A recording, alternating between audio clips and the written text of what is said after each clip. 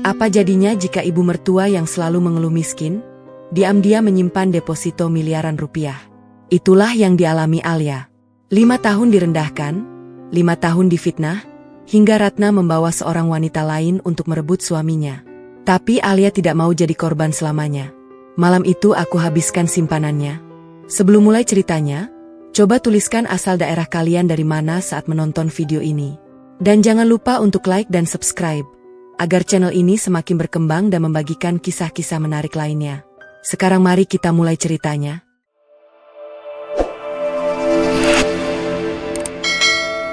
Pagi itu hujan turun dengan derasnya. Alia berdiri di depan kompor, mengaduk sup ayam buatannya sendiri. Uap panas mengepul, membawa aroma jahe dan rempah yang menguar ke seluruh sudut dapur kecil itu. Sudah 5 tahun ia menjalani rutinitas ini, menjadi istri bagi Rama dan menantu bagi Ratna. Namun ada yang berbeda pagi ini. Hatinya terasa lebih berat dari biasanya. Mungkin karena semalam ia hampir tidak bisa tidur. Mungkin karena ponselnya terus bergetar dengan notifikasi dari grup keluarga suaminya, grup yang tidak pernah menganggapnya ada. Ratna masuk ke dapur dengan langkah gontai, memakai daster lusuh yang sudah pudar warnanya. Rambutnya yang setengah putih dibiarkan tergerai. Ekspresinya memelas, seperti biasa. Seperti aktris yang sudah hafal naskahnya di luar kepala. Alia, ibu tadi pagi lihat dompet ibu cuma ada 20.000. Bagaimana ibu mau beli beras? Suara Ratna parau, hampir seperti bisikan orang sekarat. Alia meletakkan sendok kayu di atas piring kecil. Ia menoleh dan menatap mertuanya dengan sorot mata yang sulit diartikan. Tepat 3 hari yang lalu, ia menemukan sesuatu. Sebuah struk belanja di dalam tas jinjing Ratna. Totalnya hampir 4 juta rupiah. 4 juta untuk selembar selendang sutra bermotif bunga peoni. Alia tahu karena ia yang membuang kresek belanjaan itu secara tidak sengaja saat membersihkan kamar Ratna. Dan sekarang, wanita di depannya ini berdiri mengatakan tidak punya uang untuk beli beras. Bu, kemarin Rama sudah transfer 1 juta lebih. Itu untuk kebutuhan seminggu. Apa sudah habis? Tanya Alia sambil terus menatap mertuanya. Wajah Ratna langsung berubah. Matanya menyipit, lalu melebar lagi dengan ekspresi terluka. Ia menggeleng pelan, lalu meletakkan tangan di dada kirinya. Kamu nuduh ibu boros ya, Alia? Kamu kira ibu senang hidup begini? Serunya dengan suara yang mulai bergetar. Ibu ini cuma janda tua yang bergantung sama anak sendiri. Masa kamu tegang ngomong gitu? Alia tidak menjawab. Ia memilih menuang sup ke dalam mangkuk. Punggungnya masih menghadap mertuanya. 5 tahun? Ia sudah belajar bahwa perang kata-kata dengan Ratna hanya akan membuatnya kalah. Bukan karena ia salah, tapi karena Ratna selalu punya senjata pamungkas, air mata. Benar saja. Begitu Rama muncul di ambang pintu dapur dengan wajah masih mengantuk, Ratna langsung mengubah raut mukanya menjadi korban. Ia memegang dadanya lebih erat, bibirnya bergetar. Rama, nak, ibu cuma tanya soal beras. Alia malah marah-marah. Katanya ibu ngabisin uang kamu. Ibu sedih. Nak, ibu rasa lebih baik ibu pergi saja dari rumah ini. Tinggal di panti jompo. Rama langsung menatap Alia dengan tajam. Ia menghampiri ibunya dan memeluk bahu ringkih itu. Alia, kenapa sih setiap pagi kamu selalu buat ibu nangis? Apakah susah buat kamu bersikap baik sedikit? Suara Rama meninggi, penuh tuduhan. Alia membalikkan badan. Ia menatap suaminya, lalu menatap Ratna yang sedang terisak di bau Rama. Di balik bau itu, Ratna mencuri pandang ke arahnya. Dan Alia bersumpah, ia melihat sudut bibir wanita tua itu terangkat sedikit, sangat tipis, hampir tidak terlihat. Sebuah senyuman kemenangan. Saya tidak memarahi ibu, Mas.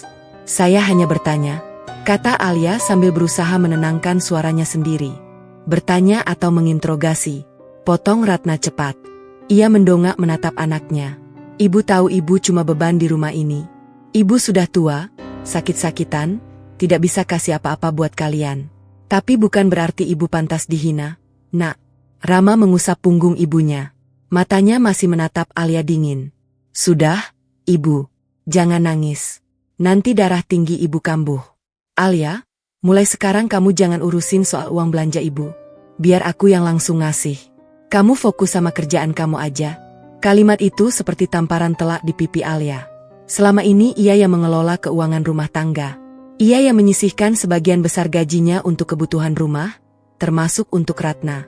Ia yang setiap kali harus menghitung ulang budget ketika tiba-tiba Ratna minta uang lebih untuk alasan yang tidak pernah jelas.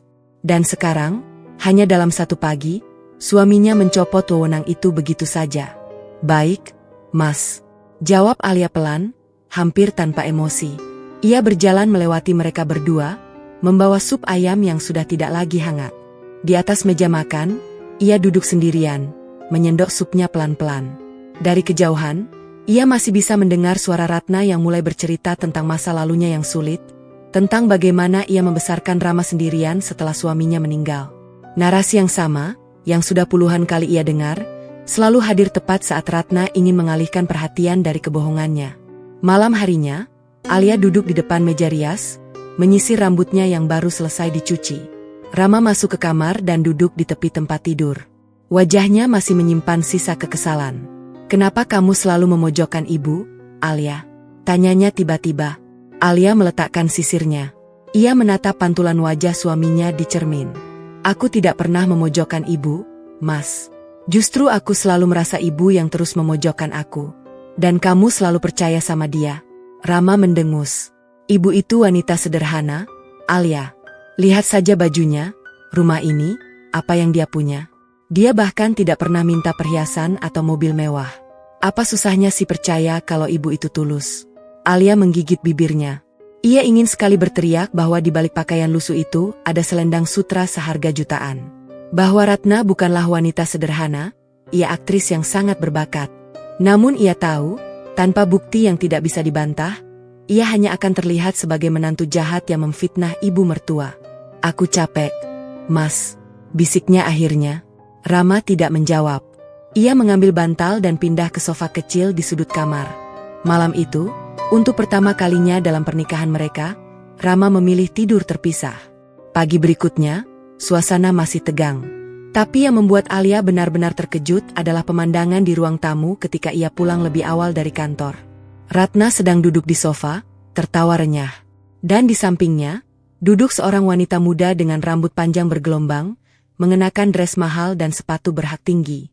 Wanita itu cantik, dengan senyum yang sempurna dan gestur yang penuh percaya diri. "Alia, sini, sini," panggil Ratna dengan suara manis yang berbeda dari biasanya.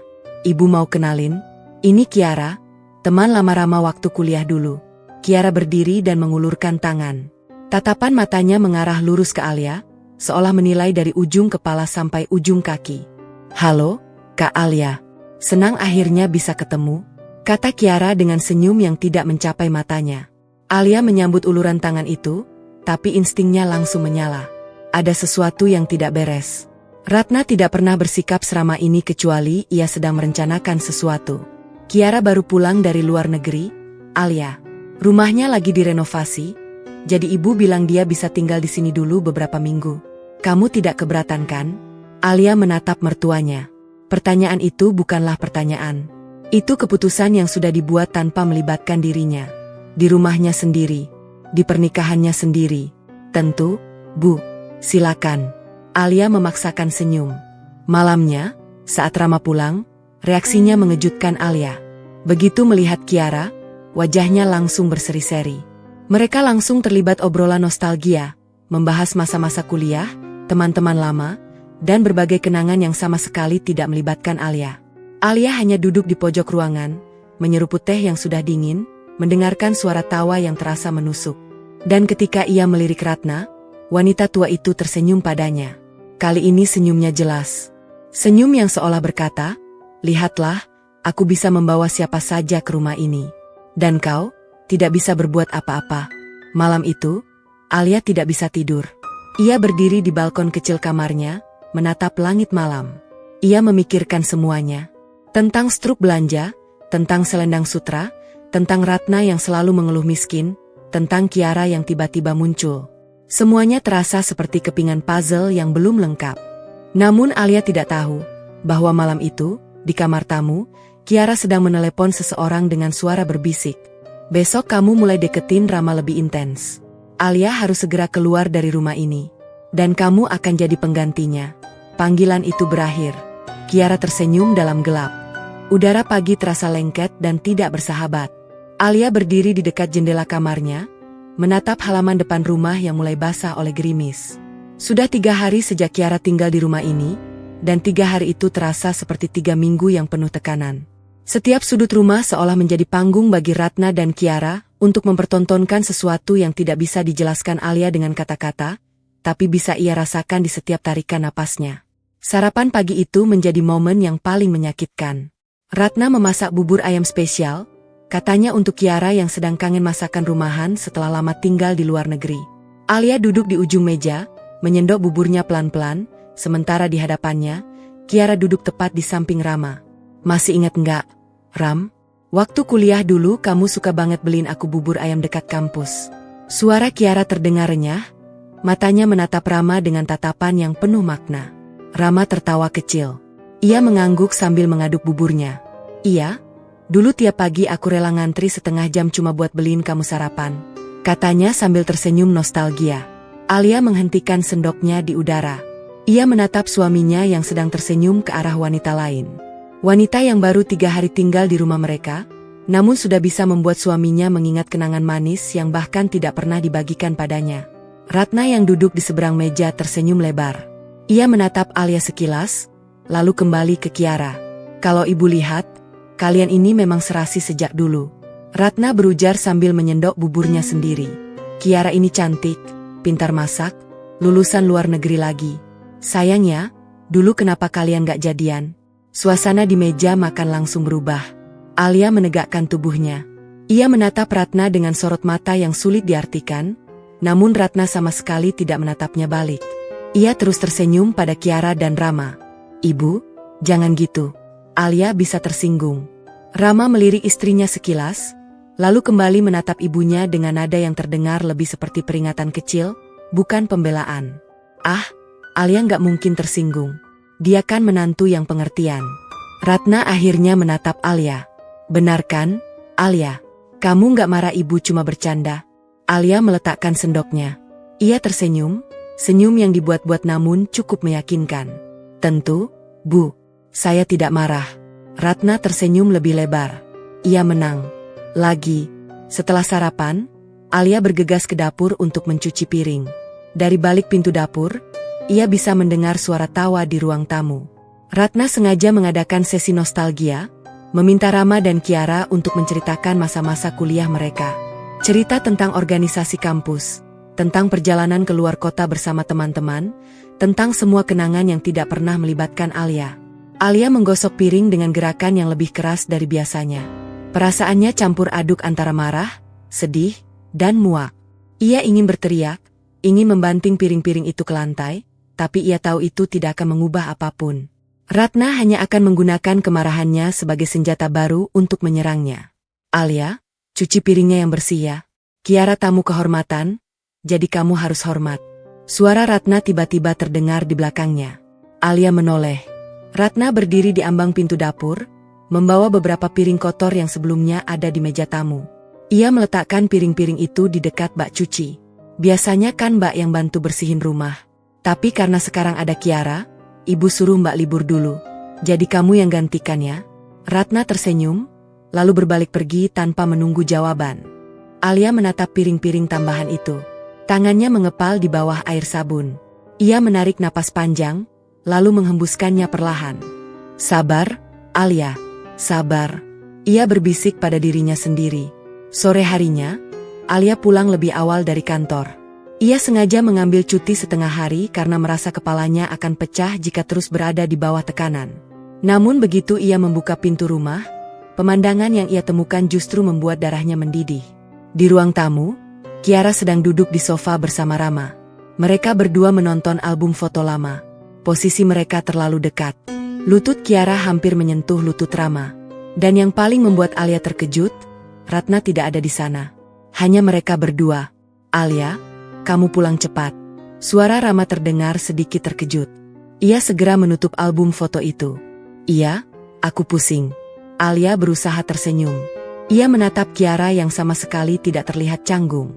Wanita itu hanya membalas tatapannya dengan senyum tipis, seolah dialah nyonya rumah di sini. "Aku buatin teh hangat ya, Kak." Kiara berdiri. "Nanti aku tambahin jahe, biar pusingnya hilang." Sebelum Alia bisa menolak, Kiara sudah melesat ke dapur. Alia menatap suaminya. Kiara sering di rumah jam segini? Tanyanya pelan. Dia kan tinggal di sini, Alia. Wajar kalau dia sering ada di rumah. Rama menjawab sambil mengalihkan pandangan. Alia tidak bertanya lagi.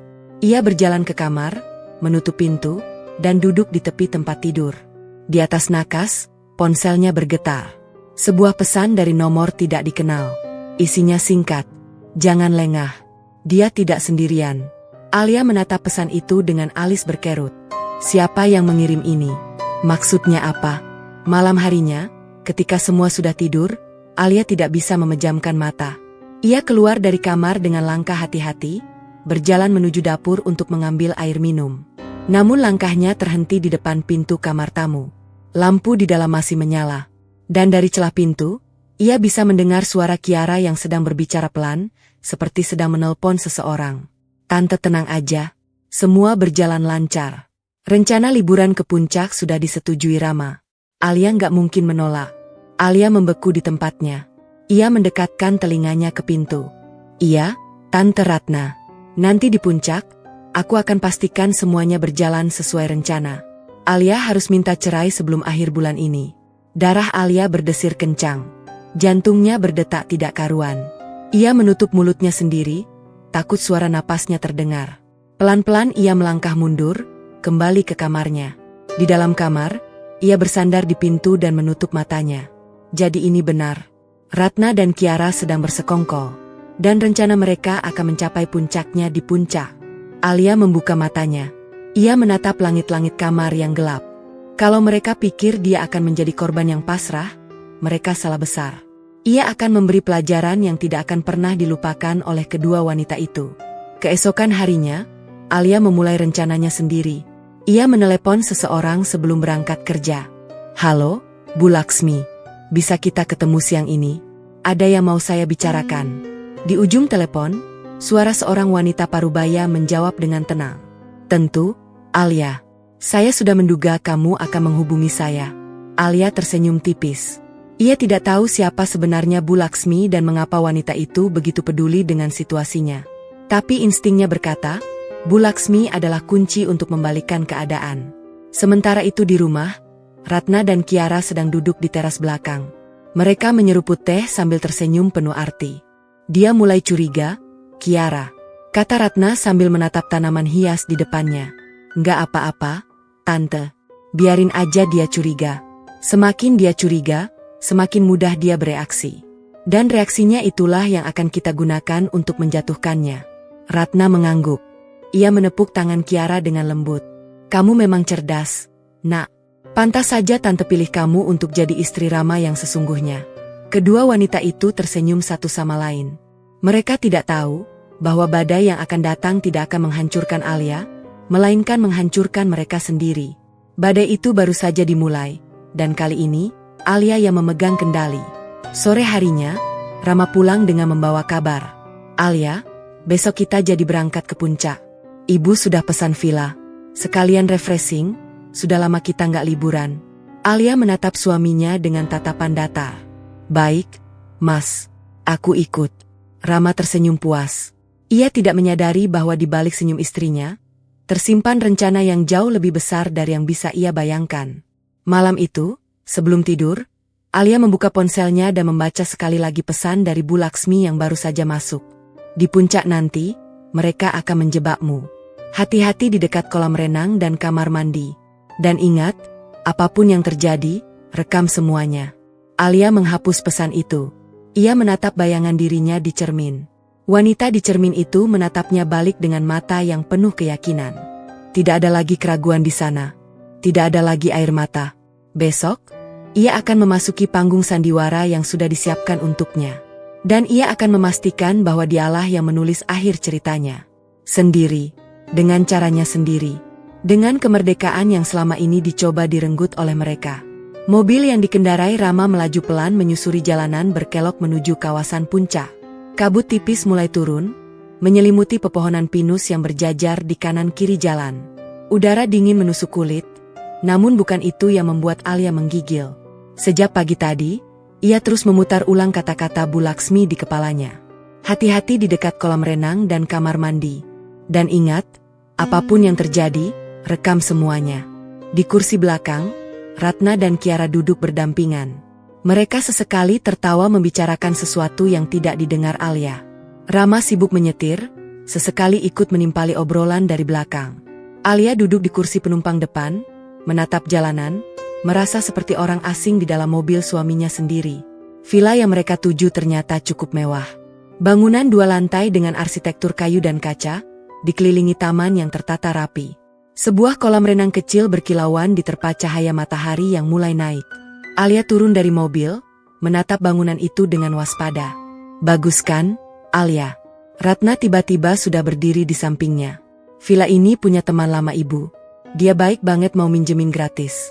Sambil lalu Ratna menambahkan, suaranya merendah. Jadi kamu jangan banyak ngeluh ya. Nikmati aja. Alia tidak menjawab. Ia mengambil kopernya sendiri dan berjalan masuk ke dalam villa. Kamar-kamar sudah ditentukan. Ratna mengambil kamar utama di lantai bawah, dekat dengan ruang tamu. Rama dan Alia mendapat kamar di lantai atas, dan Kiara mendapat kamar tepat di sebelah kamar mereka. Pas sekali, kita bertiga jadi satu lorong, kata Kiara sambil tersenyum pada Rama. Jadi kalau aku takut tidur sendiri, tinggal ketuk pintu kamar kalian. Rama tertawa. Jangan takut, Kiara. Villa ini aman kok. Alia masuk ke kamar mereka tanpa menunggu. Ia meletakkan kopernya di sudut ruangan dan mulai mengamati setiap sudut. Jendela besar menghadap ke hutan pinus. Kamar mandi di dalam kamar mereka cukup luas, dengan bathtub dan shower terpisah. Ia menatap shower itu lama-lama. Pesan Bu Laksmi kembali terngiang. Mereka akan menjebakmu di kamar mandi. Hari pertama berjalan tanpa insiden berarti. Mereka makan siang bersama di restoran dekat villa, berjalan-jalan di kebun teh, dan pulang menjelang sore. Namun Alia tidak bisa menikmati semuanya. Ia terus waspada, mengamati setiap gerakan Ratna dan Kiara. Kedua wanita itu terus melontarkan lelucon dan cerita yang seolah tanpa dosa, tapi Alia tahu, di balik semua itu ada niat yang tersembunyi. Malam harinya, Alia sedang berada di kamar mandi, bersiap untuk mandi air hangat. Ia menyalakan shower, membiarkan uap memenuhi ruangan. Namun sebelum ia melepas pakaiannya, instingnya berbicara. Ia berhenti, lalu melangkah ke pintu kamar mandi dan menguncinya dari dalam. Klik. Suara kunci itu memberinya sedikit ketenangan. Sementara itu, di luar, Kiara dan Ratna sedang duduk di ruang tamu bawah. Rama sudah lebih dulu masuk ke kamar mereka, tertidur karena kelelahan setelah menyetir seharian. Sekarang waktunya, bisik Ratna pada Kiara. Alia lagi di kamar mandi. Rama udah tidur. Kamu naik sekarang, masuk ke kamar mandi itu, dan lakukan seperti yang kita rencanakan. Kiara mengangguk. Ia naik ke lantai atas dengan langkah ringan, seperti kucing yang mengintai mangsanya. Ia masuk ke kamar Rama dan Alia dengan hati-hati, melihat Rama yang terlelap di tempat tidur. Pintu kamar mandi tertutup, suara air terdengar dari dalam. Kiara mencoba memutar gagang pintu kamar mandi. Terkunci. Ia menggerutu pelan, lalu mengambil sesuatu dari sakunya. Sebuah kunci kecil, yang ternyata sudah disiapkan Ratna sebelumnya. Kunci cadangan untuk seluruh pintu di villa ini. Ratna memang sudah mempersiapkan semuanya dengan matang. Perlahan, Kiara memasukkan kunci itu ke lubang kunci. Klik. Pintu terbuka. Alia yang sedang berdiri di depan wastafel, masih berpakaian lengkap karena belum sempat mandi, tersentak mendengar suara pintu terbuka. Ia menoleh, dan mendapati Kiara berdiri di ambang pintu dengan ekspresi yang langsung berubah. Alia. Suara Kiara terdengar heran, lalu dalam sekejap berubah menjadi ketakutan yang dibuat-buat. Ia mundur selangkah, lalu tiba-tiba berteriak kencang. Alia, lepasin aku. Tolong, tolong. Rama terbangun dengan kaget. Ia melihat Kiara yang berdiri di depan pintu kamar mandi dengan wajah panik, sementara Alia berdiri di dalam kamar mandi dengan ekspresi terkejut. Apa yang terjadi? Tanya Rama sambil bergegas turun dari tempat tidur. Kiara menunjuk Alia dengan jari gemetar. Dia tarik aku masuk ke kamar mandi. Dia mau celakain aku, Ram. Dia bilang dia benci aku. Dia bilang aku perebut suami orang. Apa? Suara Alia terdengar tidak percaya. Aku tidak pernah. Ratna tiba-tiba muncul di ambang pintu kamar, seolah sudah menunggu di luar. Wajahnya penuh dengan ekspresi terkejut yang dibuat-buat. Ya Allah, Kiara, kamu nggak apa-apa? Ratna langsung memeluk Kiara, lalu menatap Alia dengan mata penuh kebencian. Kamu ini menantu durhaka. Sudah miskin, gak tahu diri, sekarang mau celakain tamu. Seru Ratna dengan suara yang sengaja dikeraskan. Rama berdiri di antara mereka, wajahnya merah pada menahan marah. Alia, apa yang kamu lakukan? Suaranya berat, penuh tuduhan. Aku tidak melakukan apapun, Mas. Dia yang tiba-tiba masuk ke kamar mandi. Pintunya sudah aku kunci, tapi dia bisa masuk. Alia berusaha menjelaskan dengan suara setenang mungkin. Bohong. Kiara memotong. Kamu yang panggil aku ke sini. Kamu bilang mau bicara baik-baik. Begitu aku masuk, kamu langsung tarik rambut aku. Ratna menatap Rama dengan mata berkaca-kaca. Nak, kamu lihat sendiri kan? Ibu sudah bilang dari dulu, Alia itu tidak baik buat kamu. Sekarang dia sudah mulai kasar. Rama menggeleng, wajahnya penuh kekecewaan. Ia menatap Alia dengan sorot yang belum pernah Alia lihat sebelumnya. Sorot yang penuh kemarahan dan kekecewaan. Aku gak nyangka kamu bisa sejahat ini, Alia. Kata-kata itu seperti belati yang menusuk jantung Alia. Ia berdiri di depan pintu kamar mandi, basah oleh percikan air dari shower yang masih menyala, menatap suaminya yang memilih percaya pada wanita lain. Aku tidak melakukan apapun, Mas. Aku bersumpah. Suaranya mulai bergetar, tapi ia menahan air matanya. Ia tidak akan menangis di depan mereka. Cukup. Ratna memotong dengan suara keras. Rama, malam ini juga kamu harus ambil keputusan. Ibu gak mau tinggal satu atap lagi sama wanita gila ini. Dia bisa celakain ibu, dia bisa celakain Kiara, dia bisa celakain kamu. Kiara masih memeluk dirinya sendiri, pura-pura gemetar. Matanya melirik ke arah Alia sekilas, dan di sanalah Alia melihatnya lagi. Senyum tipis yang sama. Senyuman kemenangan. Rama mengusap wajahnya kasar. Ia menarik napas panjang, lalu menatap Alia. Malam ini kamu tidur di kamar sebelah. Aku gak mau lihat kamu dulu. Alia terdiam. Kamar sebelah. Kamar Kiara. Baik. Jawabnya akhirnya, suaranya hampir tidak terdengar.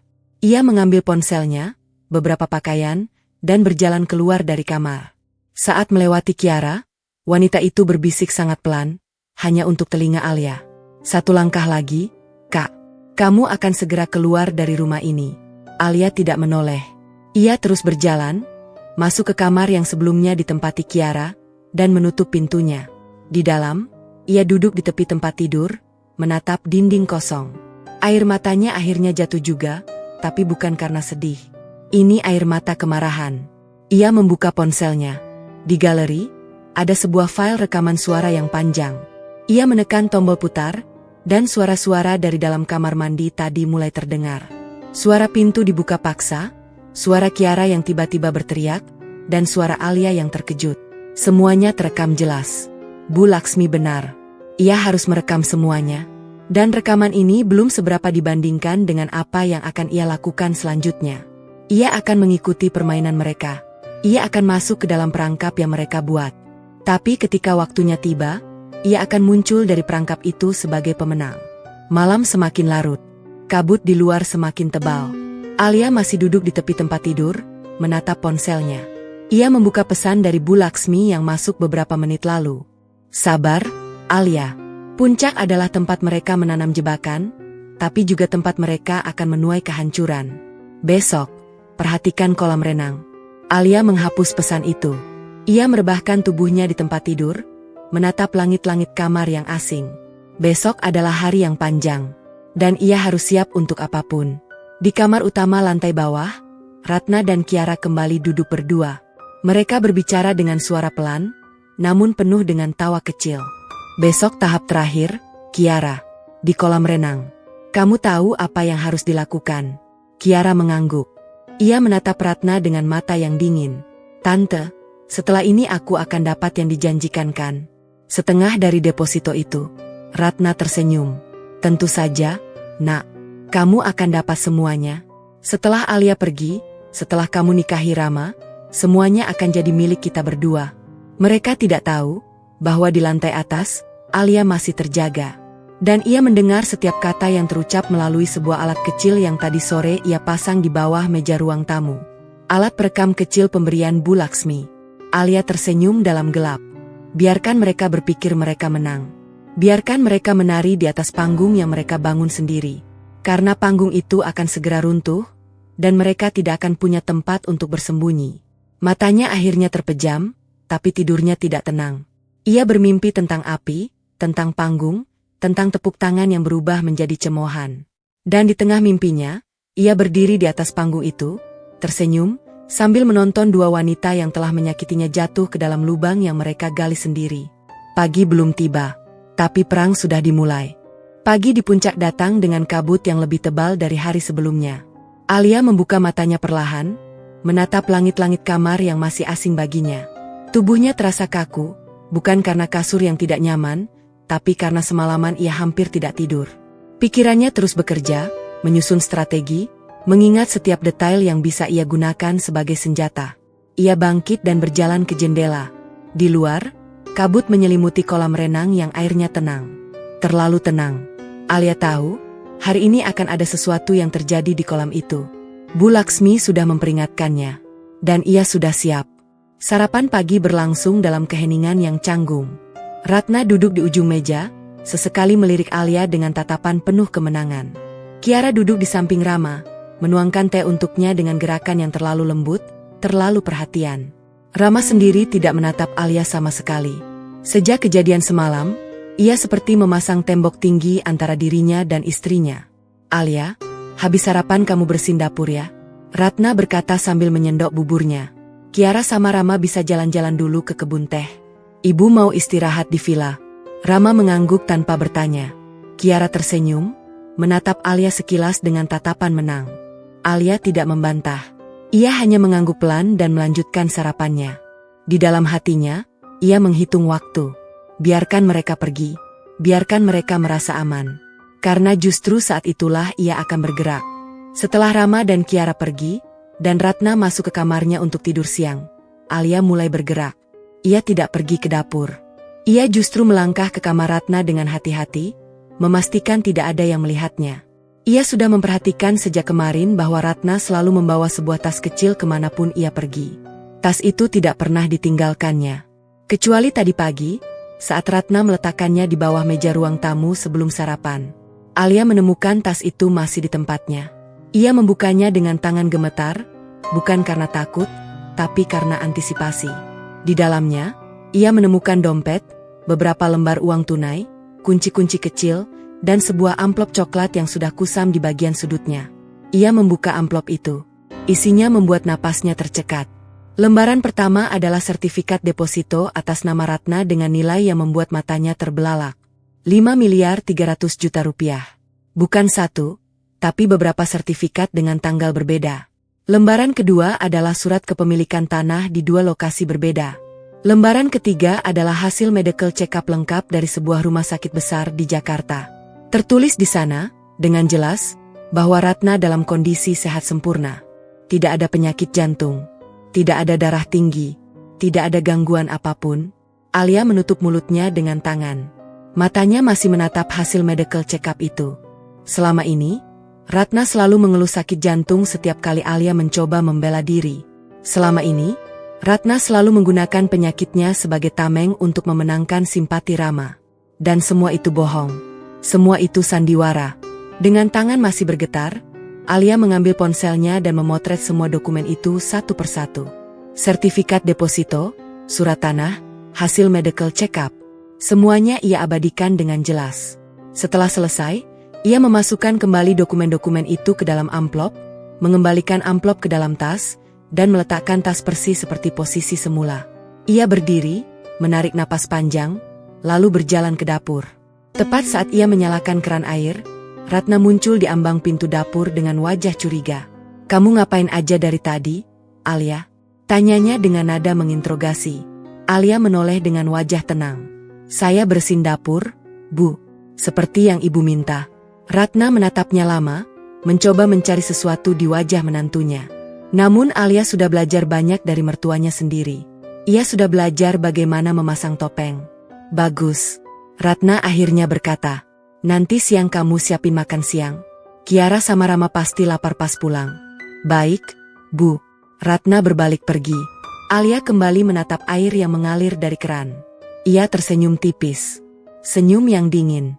Senyum yang penuh perhitungan. Sore harinya, Alia memutuskan untuk pulang lebih dulu ke Jakarta dengan alasan ada urusan pekerjaan mendesak. Ratna tidak mencurigainya, malah tampak senang karena Alia akan pergi lebih cepat. Rama hanya mengangguk dingin saat Alia berpamitan. Tidak ada pelukan, tidak ada kecupan di kening, tidak ada kata hati-hati. Hanya anggukan.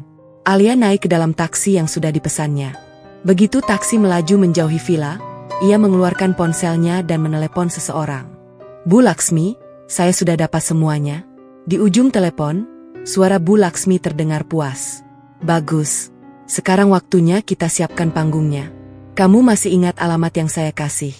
Masih, Bu. Besok pagi, temui saya di sana. Saya akan perlihatkan sesuatu yang akan membuat semua rencana kita berjalan sempurna. Panggilan berakhir. Alia menatap jalanan yang mulai gelap diterpa senja. Pikirannya melayang pada Rama, pada pernikahan mereka yang dulu penuh cinta, kini tinggal puing-puing yang hancur karena racun seorang ibu. Tapi ia tidak akan menyerah. Ia akan merebut kembali hidupnya.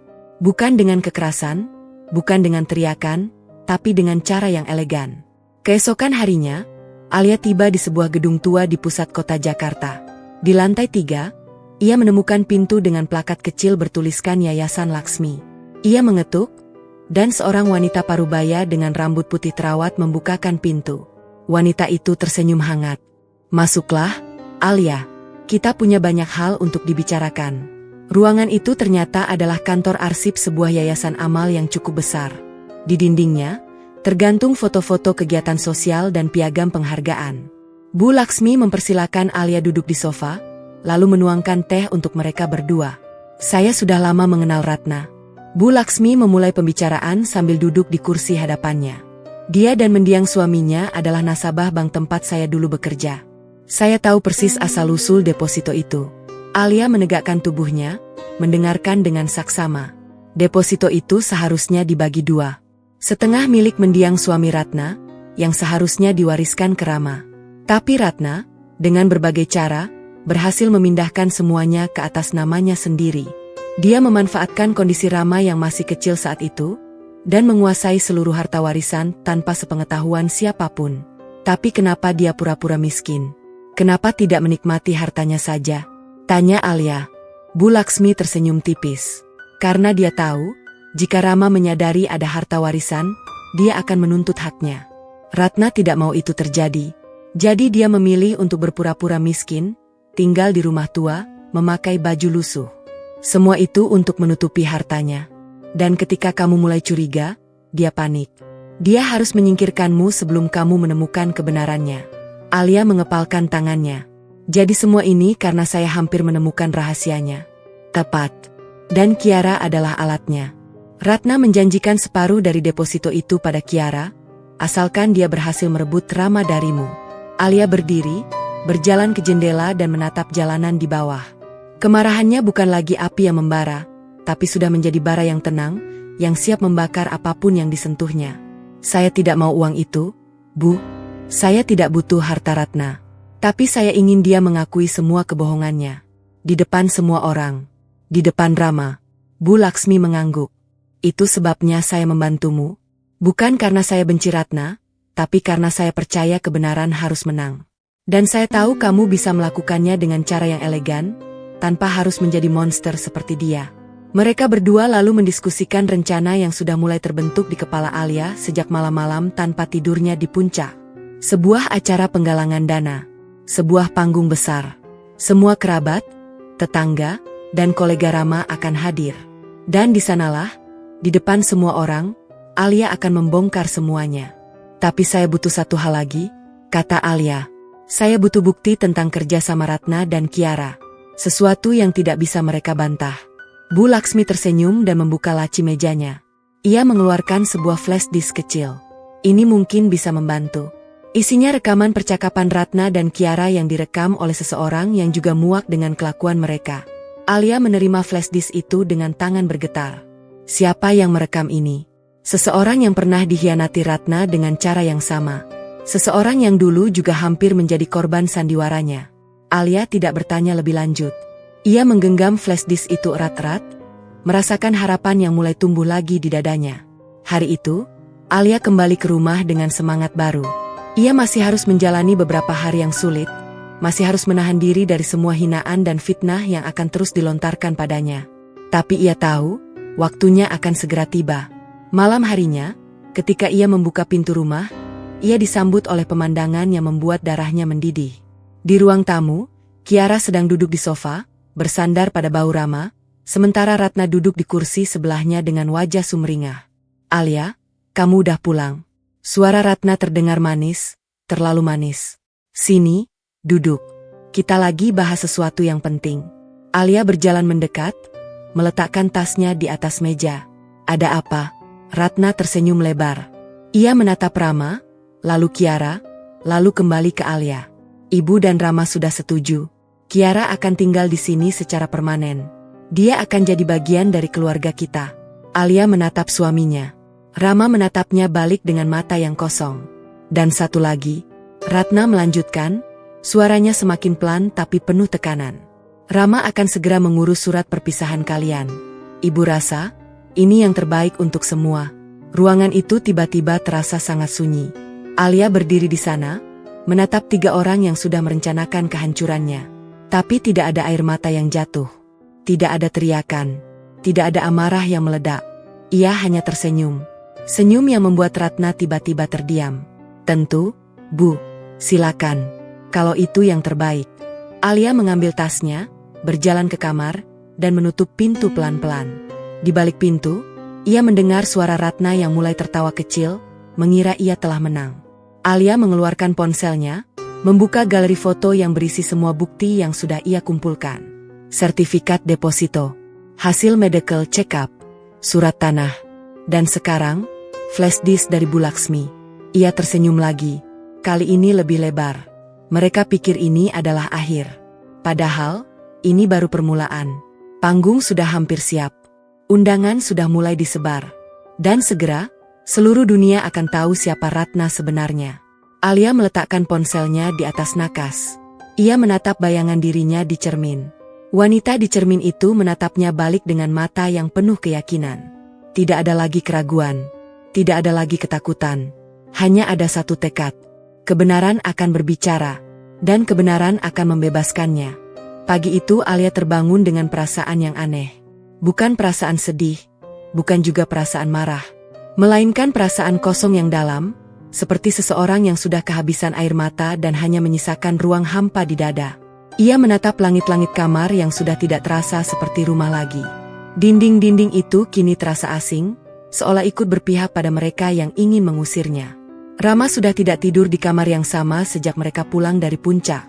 Semalam, ia memilih tidur di kamar tamu, beralasan ingin menemani Kiara yang katanya masih trauma dengan kejadian di villa. Alia tidak membantah. Ia hanya mengangguk dan menutup pintu kamarnya sendiri. Sudah tidak ada gunanya berdebat. Setiap kata yang keluar dari mulutnya hanya akan dipelintir menjadi senjata untuk menyerangnya. Pukul 7 pagi, Alia keluar dari kamar dan berjalan menuju dapur. Ia mendapati Ratna sudah duduk di meja makan bersama Kiara. Mereka berdua tertawa kecil sambil menyeruput teh. Begitu melihat Alia, tawa mereka tidak berhenti, malah semakin lebar. Seolah kehadiran Alia hanyalah hiburan pagi bagi mereka. "Selamat pagi, calon mantan menantu," sapa Ratna dengan nada jenaka yang menusuk. "Sini, sarapan dulu. Siapa tahu ini sarapan terakhir kamu di rumah ini." Kiara terkikik. Tangannya mengusap lengan Ratna dengan akrab. "Tante, jangan gitu ah. Kasian Kak Alia." Ratna menatap Alia dari ujung kepala sampai ujung kaki. "Kasian kenapa? Dia kan yang minta sendiri. Harusnya dia tahu diri dari dulu. Menantu miskin, nggak punya apa-apa, kerjanya cuma numpang hidup sama anak orang." Alia menghentikan langkahnya. Ia menoleh dan menatap Ratna. Untuk pertama kalinya, ia membalas tatapan itu tanpa rasa takut. Matanya kosong, namun di balik kekosongan itu ada sesuatu yang membuat Ratna tiba-tiba berhenti tersenyum. "Ibu, saya mungkin tidak punya harta seperti ibu, tapi saya tidak pernah berpura-pura menjadi orang lain." Suara Alia tenang, hampir tanpa emosi. "Selamat menikmati tehnya." Ia berbalik dan melanjutkan langkahnya ke dapur. Di belakangnya, ia mendengar suara Ratna yang mulai meninggi. "Kamu dengar itu, Kiara? Dia berani melawan sekarang. Dia kira siapa dia?" Alia tidak menoleh. Ia mengambil gelas, menuangkan air putih, dan meminumnya perlahan. Tangannya tidak gemetar. Jantungnya berdetak normal. Ia sudah melewati fase takut. Sekarang ia hanya menunggu waktu yang tepat. Siang harinya, sebuah amplop putih terselip di bawah pintu kamarnya. Alia mengambilnya dan membuka isinya. Surat gugatan perceraian. Tertulis di sana nama Rama sebagai pemohon, dengan alasan yang membuat Alia tersenyum getir. Perselisihan dan pertengkaran terus-menerus yang tidak mungkin didamaikan. Di bagian bawah, sudah tercantum tanda tangan Rama. Alia duduk di tepi tempat tidur, memegang surat itu dengan kedua tangannya. Ia membacanya sekali lagi, lalu melipatnya pelan-pelan dan menyimpannya di dalam laci. Tidak ada air mata, tidak ada histeria, hanya ada keheningan yang dalam. Ponselnya berdering. Nama Bu Laksmi muncul di layar. "Halo, Bu." "Alia, kamu sudah terima suratnya?" Suara Bu Laksmi terdengar khawatir. "Sudah, Bu. Baru saja. Kamu baik-baik saja?" Alia terdiam sejenak. "Saya tidak tahu, Bu. Mungkin saya sedang tidak baik-baik saja. Tapi saya tidak akan menyerah. Itu yang Ibu suka darimu, Alia. Kamu wanita yang kuat. Sekarang dengar, rencana kita harus dipercepat." Ratna mungkin sudah curiga. Dia bukan orang bodoh. Dia hanya terlalu percaya diri. "Apa yang harus saya lakukan?" "Besok, kamu harus datang ke rumah Ibu. Ada sesuatu yang harus kamu lihat sendiri. Sesuatu yang akan membuat semua rencana kita berjalan lebih cepat." Panggilan berakhir. Alia menatap ponselnya lama, lalu menyimpannya ke dalam saku. Ia berjalan ke jendela dan membuka tirai. Matahari siang menyinari wajahnya. Di halaman depan, ia melihat Kiara dan Rama sedang duduk di bangku taman. Kiara tertawa, rambutnya berkibar diterpa angin. Rama menatapnya dengan senyum yang dulu pernah ia berikan pada Alia. Alia menutup tirai kembali. Ia tidak ingin melihatnya lebih lama. Keesokan harinya, Alia pergi menemui Bu Laksmi di rumahnya. Rumah itu sederhana namun terawat, dengan taman kecil di depan yang penuh dengan bunga-bunga warna-warni. Bu Laksmi menyambutnya dengan pelukan hangat, sesuatu yang sudah lama tidak dirasakan Alia. "Masuklah," kata Bu Laksmi sambil menuntunnya ke ruang tamu. Di atas meja, sudah terhampar beberapa map dan dokumen. Alia duduk dan menatapnya dengan penasaran. Bu Laksmi duduk di hadapannya. Ia membuka salah satu map dan mengeluarkan selembar kertas. Ini adalah fotokopi surat perjanjian antara Ratna dan Kiara. Aslinya ada di tempat yang aman. Surat ini ditandatangani di atas materai. Isinya perjanjian bahwa Kiara akan menikahi Rama dalam waktu 3 bulan setelah kamu menceraikan Rama. Sebagai imbalannya, Kiara akan menerima rumah mewah dan uang sebesar 500 juta rupiah. Alia membaca surat itu dengan mata yang semakin melebar. Tangannya mulai bergetar, bukan karena takut, tapi karena kemarahan yang membuncah. Selama ini ia hanya dicurangi. Selama ini ia hanya dijadikan bidak dalam permainan catur yang kejam. "Ini bukti yang sangat kuat, Bu," bisiknya. Belum selesai. Bu Laksmi membuka map kedua. Ini adalah dokumen dari bank, yang menunjukkan bahwa Ratna telah mencairkan sebagian deposito miliknya untuk membayar Kiara. Ini bukti transfernya. Dan ini, Bu Laksmi mengeluarkan sebuah flash disk kecil. Ini rekaman suara Ratna dan Kiara yang sedang merencanakan semuanya. Rekaman ini didapat oleh teman saya yang bekerja di villa tempat kalian menginap. Ternyata, ada kamera keamanan tersembunyi di ruang tamu villa itu. Alia menerima flash disk itu dengan tangan yang bergetar. Air matanya akhirnya jatuh juga, tapi ini adalah air mata kelegaan. Ia tidak sendiri. Ia punya sekutu. Ia punya bukti. "Bu, saya tidak tahu bagaimana harus berterima kasih." Bu Laksmi menggenggam tangannya. "Kamu tidak perlu berterima kasih, Alia. Ibu melakukan ini karena ibu benci melihat ketidakadilan. Ratna sudah terlalu lama mempermainkan orang-orang di sekitarnya. Sudah waktunya dia berhenti." Mereka berdua lalu duduk dan menyusun rencana dengan lebih detail. Bu Laksmi menyarankan agar semua bukti itu tidak digunakan secara langsung di pengadilan dulu, melainkan dibongkar di depan publik. Di depan keluarga besar, tetangga, dan kolega Rama. Di sebuah acara yang tidak akan bisa dihindari oleh Ratna. "Kita akan buat acara penggalangan dana amal," kata Bu Laksmi. "Ibu kenal banyak orang yang bisa membantu. Kita sewa ballroom di hotel, undang semua orang yang mengenal Ratna dan Rama. Ratna tidak akan bisa menolak datang, karena kalau dia tidak datang, dia akan terlihat buruk di mata semua orang. Dan di acara itu, Kita bongkar semuanya. Lanjut Alia. Tepat. Bu Laksmi tersenyum. Kamu akan berdiri di atas panggung itu, bukan sebagai korban, tapi sebagai pemenang. Kamu akan menunjukkan pada semua orang siapa Ratna sebenarnya. Alia mengangguk. Ia membayangkan wajah Ratna saat semua kebohongannya terbongkar. Wajah Kiara yang akan kehilangan segalanya. Dan wajah Rama yang akhirnya menyadari bahwa selama ini ia telah dibutakan oleh sandiwara ibunya sendiri. Tapi Bu, bagaimana dengan Rama? Bagaimana kalau dia tetap tidak percaya? Bu Laksmi menatapnya dengan lembut. Kamu masih mencintainya, Alia? Alia terdiam. Pertanyaan itu menusuk bagian terdalam dari hatinya. Ia masih mencintai Rama. Meskipun suaminya telah menyakitinya, meskipun suaminya telah memilih percaya pada wanita lain, ia masih mencintainya. Tapi cinta tidak seharusnya membuat seseorang menjadi buta. Saya mencintainya, Bu, tapi saya juga mencintai diri saya sendiri. Dan saya tidak akan membiarkan siapapun menghancurkan saya lagi. Bu Laksmi mengangguk puas. Itu jawaban yang ibu tunggu. Sekarang, mari kita siapkan panggungnya. Hari-hari berikutnya, Alia menjalani hidupnya dengan dua wajah. Di rumah, ia tetap menjadi menantu yang pendiam, yang menerima semua hinaan dan ejekan dengan kepala tertunduk. Ratna dan Kiara semakin menjadi-jadi, mengira kemenangan mereka sudah di depan mata. Mereka tidak tahu bahwa setiap malam, Alia keluar diam-diam untuk bertemu dengan Bu Laksmi dan tim kecilnya, menyusun setiap detail acara yang akan segera digelar. Undangan sudah disebar. Ballroom hotel sudah dipesan. Layar besar dan proyektor sudah disiapkan. Semua bukti sudah diatur dalam urutan yang sempurna, siap ditampilkan di hadapan ratusan pasang mata. Tinggal satu langkah lagi. Satu langkah menuju hari yang akan mengubah segalanya. Suatu malam, Alia duduk sendirian di balkon kamarnya. Ia menatap bintang-bintang yang berkelap-kelip di langit. Ponselnya bergetar. Sebuah pesan dari Bu Laksmi masuk. Undangan sudah diterima oleh semua orang. Ratna sendiri yang menelepon ibu tadi, dia bilang dia sangat antusias datang. Dia pikir ini adalah pesta pertunangan Rama dan Kiara. Alia tersenyum tipis. Ia membalas pesan itu dengan singkat. Biarkan dia datang dengan senyumnya. Dia akan pulang dengan air mata. Malam semakin larut. Angin malam berhembus pelan, membawa aroma tanah yang basah setelah hujan. Alia menutup matanya dan membayangkan hari yang akan datang. Hari di mana semua kepalsuan akan runtuh. Hari di mana kebenaran akhirnya berbicara.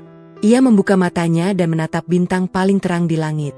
Ia tidak tahu apakah itu pertanda baik atau tidak. Tapi satu hal yang ia tahu pasti. Ia sudah siap. Lebih siap dari yang pernah ia rasakan sepanjang hidupnya. Panggung sudah menunggu. Dan Alia akan segera naik ke atasnya. Bukan untuk meminta belas kasihan. Bukan untuk menangis. Tapi untuk menunjukkan pada dunia bahwa seorang wanita yang diremehkan bisa menjadi badai yang menghancurkan segalanya. Badai itu bernama Alia. Dan badai itu akan segera datang. Malam itu tiba lebih cepat dari yang Alia bayangkan. Malam yang akan menjadi panggung bagi kehancuran atau kemenangannya. Malam yang sudah ia persiapkan bersama Bu Laksmi selama berminggu-minggu dalam diam, dalam sembunyi-sembunyi, dalam setiap detik yang ia curi dari pengawasan Ratna dan Kiara. Ballroom hotel itu dihias dengan megah. Lampu-lampu kristal menggantung di langit-langit, memantulkan cahaya keemasan ke seluruh ruangan. Meja-meja bundar ditutupi kain putih bersih. Di atasnya ada rangkaian bunga mawar merah dan lilin-lilin kecil yang menyala. Di sudut ruangan, sebuah panggung kecil berdiri dengan layar proyektor raksasa di belakangnya. Semua orang yang hadir malam itu mengenakan pakaian terbaik mereka. Keluarga besar, tetangga, kolega Rama, teman-teman arisan Ratna, semuanya datang memenuhi undangan. Ratna tiba dengan gaun berwarna ungu tua, lengkap dengan selendang sutra motif bunga peoni yang sama persis dengan yang dulu pernah ditemukan alias truk belanjanya. Ia berjalan masuk dengan kepala tegak, menggandeng lengan Kiara yang mengenakan gaun merah menyala. Di belakang mereka, Rama berjalan dengan jas hitam rapi, wajahnya tegang namun tetap tersenyum pada setiap tamu yang menyapanya. Alia, kemana Alia? Tanya Ratna sambil menoleh ke kiri dan kanan. Jangan sampai dia datang dan merusak acara ini. Kiara menepuk lengan Ratna dengan lembut. Tenang, Tante. Dia pasti malu datang. Setelah surat cerai itu, dia tahu diri kok. Rama mendengar percakapan itu dan memilih diam. Ia menatap sekeliling ruangan, mencari sosok istrinya. Entah mengapa, sejak surat itu ia serahkan, Ada perasaan tidak nyaman yang terus mengganggunya. Tapi setiap kali perasaan itu muncul, ia menepiskannya dengan mengingat kata-kata ibunya. Alia bukan wanita baik untukmu, nak. Ibu ingin yang terbaik untuk kamu. Ratna naik ke atas panggung kecil di depan. Ia mengambil mikrofon dan mengetuknya pelan. Suara umpan balik terdengar memekik sebentar, lalu sunyi. Selamat malam, keluarga dan teman-teman semua. Suaranya terdengar manis, penuh wibawa. Terima kasih sudah hadir di acara yang sangat istimewa ini. Malam ini, saya, Ratna, sebagai ibu dari Rama, ingin mengumumkan sesuatu yang sudah lama kita tunggu. Ratna berhenti sejenak, menatap seluruh tamu yang menatapnya dengan penuh perhatian. Seperti yang kalian tahu, pernikahan anak saya dengan Alia sudah tidak bisa dipertahankan lagi. Banyak masalah, banyak pertengkaran, dan yang paling menyedihkan, saya sebagai ibu harus menyaksikan anak saya menderita. Tapi malam ini, saya ingin mengumumkan bahwa Rama telah menemukan wanita yang sebenarnya. Wanita yang pantas untuknya. Ia mengulurkan tangan ke arah Kiara. Kiara naik ke panggung dengan senyum lebar, melambai pada semua tamu. Beberapa orang bertepuk tangan, yang lain hanya menonton dengan heran. Kiara dan Rama akan segera bertunangan. Ratna melanjutkan, suaranya bergetar dibuat-buat seolah terharu. Dan saya, sebagai ibu, merestui mereka sepenuhnya. Ini adalah hari yang membahagiakan bagi keluarga kami. Tepuk tangan mulai terdengar, meskipun tidak terlalu meriah. Beberapa tamu saling berbisik, bertanya-tanya di mana Alia, apa yang sebenarnya terjadi. Namun Ratna tidak peduli. Ia berdiri di atas panggung dengan senyum kemenangan, merasa bahwa malam ini adalah puncak dari semua rencananya. Tiba-tiba, lampu ballroom meredup. Semua orang terdiam. Layar proyektor raksasa di belakang panggung mulai menyala. Ratna menoleh ke belakang, alisnya berkerut. Kiara menatap layar dengan bingung. Sementara itu, dari sudut ruangan, Alia berjalan masuk dengan gaun berwarna hitam pekat yang kontras dengan semua kemewahan di sekitarnya. Rambutnya diikat rapi, wajahnya tenang tanpa ekspresi. Ia tidak berjalan tergesa-gesa. Ia berjalan seperti seorang ratu yang memasuki istananya sendiri. Rama melihatnya. Mata mereka bertemu sejenak. Ada sesuatu dalam tatapan Alia yang membuat Rama bergidik. Itu bukan tatapan wanita yang kalah. Itu tatapan seorang pejuang yang baru saja memenangkan perang. Alia naik ke panggung. Ia mengambil mikrofon dari tangan Ratna yang masih terpaku melihat layar. Selamat malam, para tamu undangan. Suaranya tenang, mengalir seperti air sungai yang dalam. Saya mohon maaf mengganggu acara yang sudah disiapkan oleh Ibu Ratna. Tapi sebelum pertunangan ini dilanjutkan, saya rasa ada baiknya kita semua menonton sesuatu terlebih dahulu. Ratna menatap Alia dengan mata membelalak. Apa yang kamu lakukan, Alia? Turun dari panggung sekarang juga. Alia tidak menghiraukannya. Ia mengangkat tangannya, memberi isyarat pada seseorang di belakang. Layar proyektor tiba-tiba menampilkan slide pertama. Sebuah foto sertifikat deposito atas nama Ratna dengan nilai 5.300.000.000 rupiah. Suasana ballroom langsung gempar. Para tamu mulai berbisik keras. Beberapa orang menutup mulut mereka dengan tangan. Apa itu? Tanya seseorang dari meja depan. Itu deposito atas nama Ibu Ratna. Jawab Alia dengan suara yang masih tenang. Nilainya lebih dari 5 miliar rupiah. Dan ini bukan satu-satunya. Slide berganti. Muncul foto surat kepemilikan tanah di 2 lokasi berbeda, juga atas nama Ratna. Lalu berganti lagi, muncul hasil medical check-up lengkap yang menyatakan bahwa Ratna dalam kondisi sehat sempurna. Tidak ada penyakit jantung, tidak ada darah tinggi, tidak ada gangguan apapun. Wajah Ratna berubah pucat seketika. Tangannya mulai gemetar. Ini tidak benar. Semua ini palsu. Serunya sambil berusaha merebut mikrofon dari Alia. Alia melangkah mundur, menghindari sergapan Ratna. Lalu slide berganti lagi. Kali ini, muncul surat perjanjian di atas materai antara Ratna dan Kiara. Isinya jelas terbaca oleh semua tamu. Kiara akan menikahi Rama dalam waktu 3 bulan setelah Alia menyingkir, dengan imbalan rumah mewah dan uang 500 juta rupiah. Kiara yang masih berdiri di panggung langsung membeku. Wajahnya yang tadi tersenyum bangga kini berubah menjadi topeng ketakutan. Ini fitnah, teriaknya dengan suara melengking. Itu surat palsu. Alia yang buat semua ini. Alia tidak menjawab. Ia hanya menatapnya dengan mata dingin, lalu memberi isyarat lagi. Layar berganti menampilkan bukti transfer dari rekening Ratna ke rekening Kiara. Jumlahnya persis seperti yang tertulis di perjanjian. Rama berdiri dari kursinya. Wajahnya pucat, matanya terbelalak menatap layar. Ia menoleh ke arah ibunya, lalu ke arah Kiara, lalu ke arah Alia. Alia, ini apa? Suaranya hampir tidak terdengar. Alia menatap suaminya. Untuk pertama kalinya malam itu, suaranya sedikit bergetar. Ini kebenaran, Mas. Selama ini ibu dan Kiara bersekongkol untuk menyingkirkanku. Ibu tidak pernah sakit. Ibu tidak pernah miskin. Ibu menyimpan deposito miliaran rupiah sementara kita mengorbankan hampir seluruh gaji kita untuknya. Dan Kiara, dibayar untuk merebutmu dariku. Suasana ballroom berubah menjadi kacau. Para tamu berdiri dari kursi mereka, beberapa mulai mengeluarkan ponsel untuk merekam. Yang lain hanya menonton dengan mulut terbuka, tidak percaya dengan apa yang mereka saksikan. Ratna berdiri di panggung, wajahnya antara marah dan panik. Ia menatap semua tamu yang kini menatapnya dengan tatapan berbeda. Bukan lagi tatapan hormat, tapi tatapan jijik dan muak. Kalian semua jangan percaya, teriaknya histeris. Alia itu pembohong. Dia yang merekayasa semua ini. Dia yang mau rampas harta saya.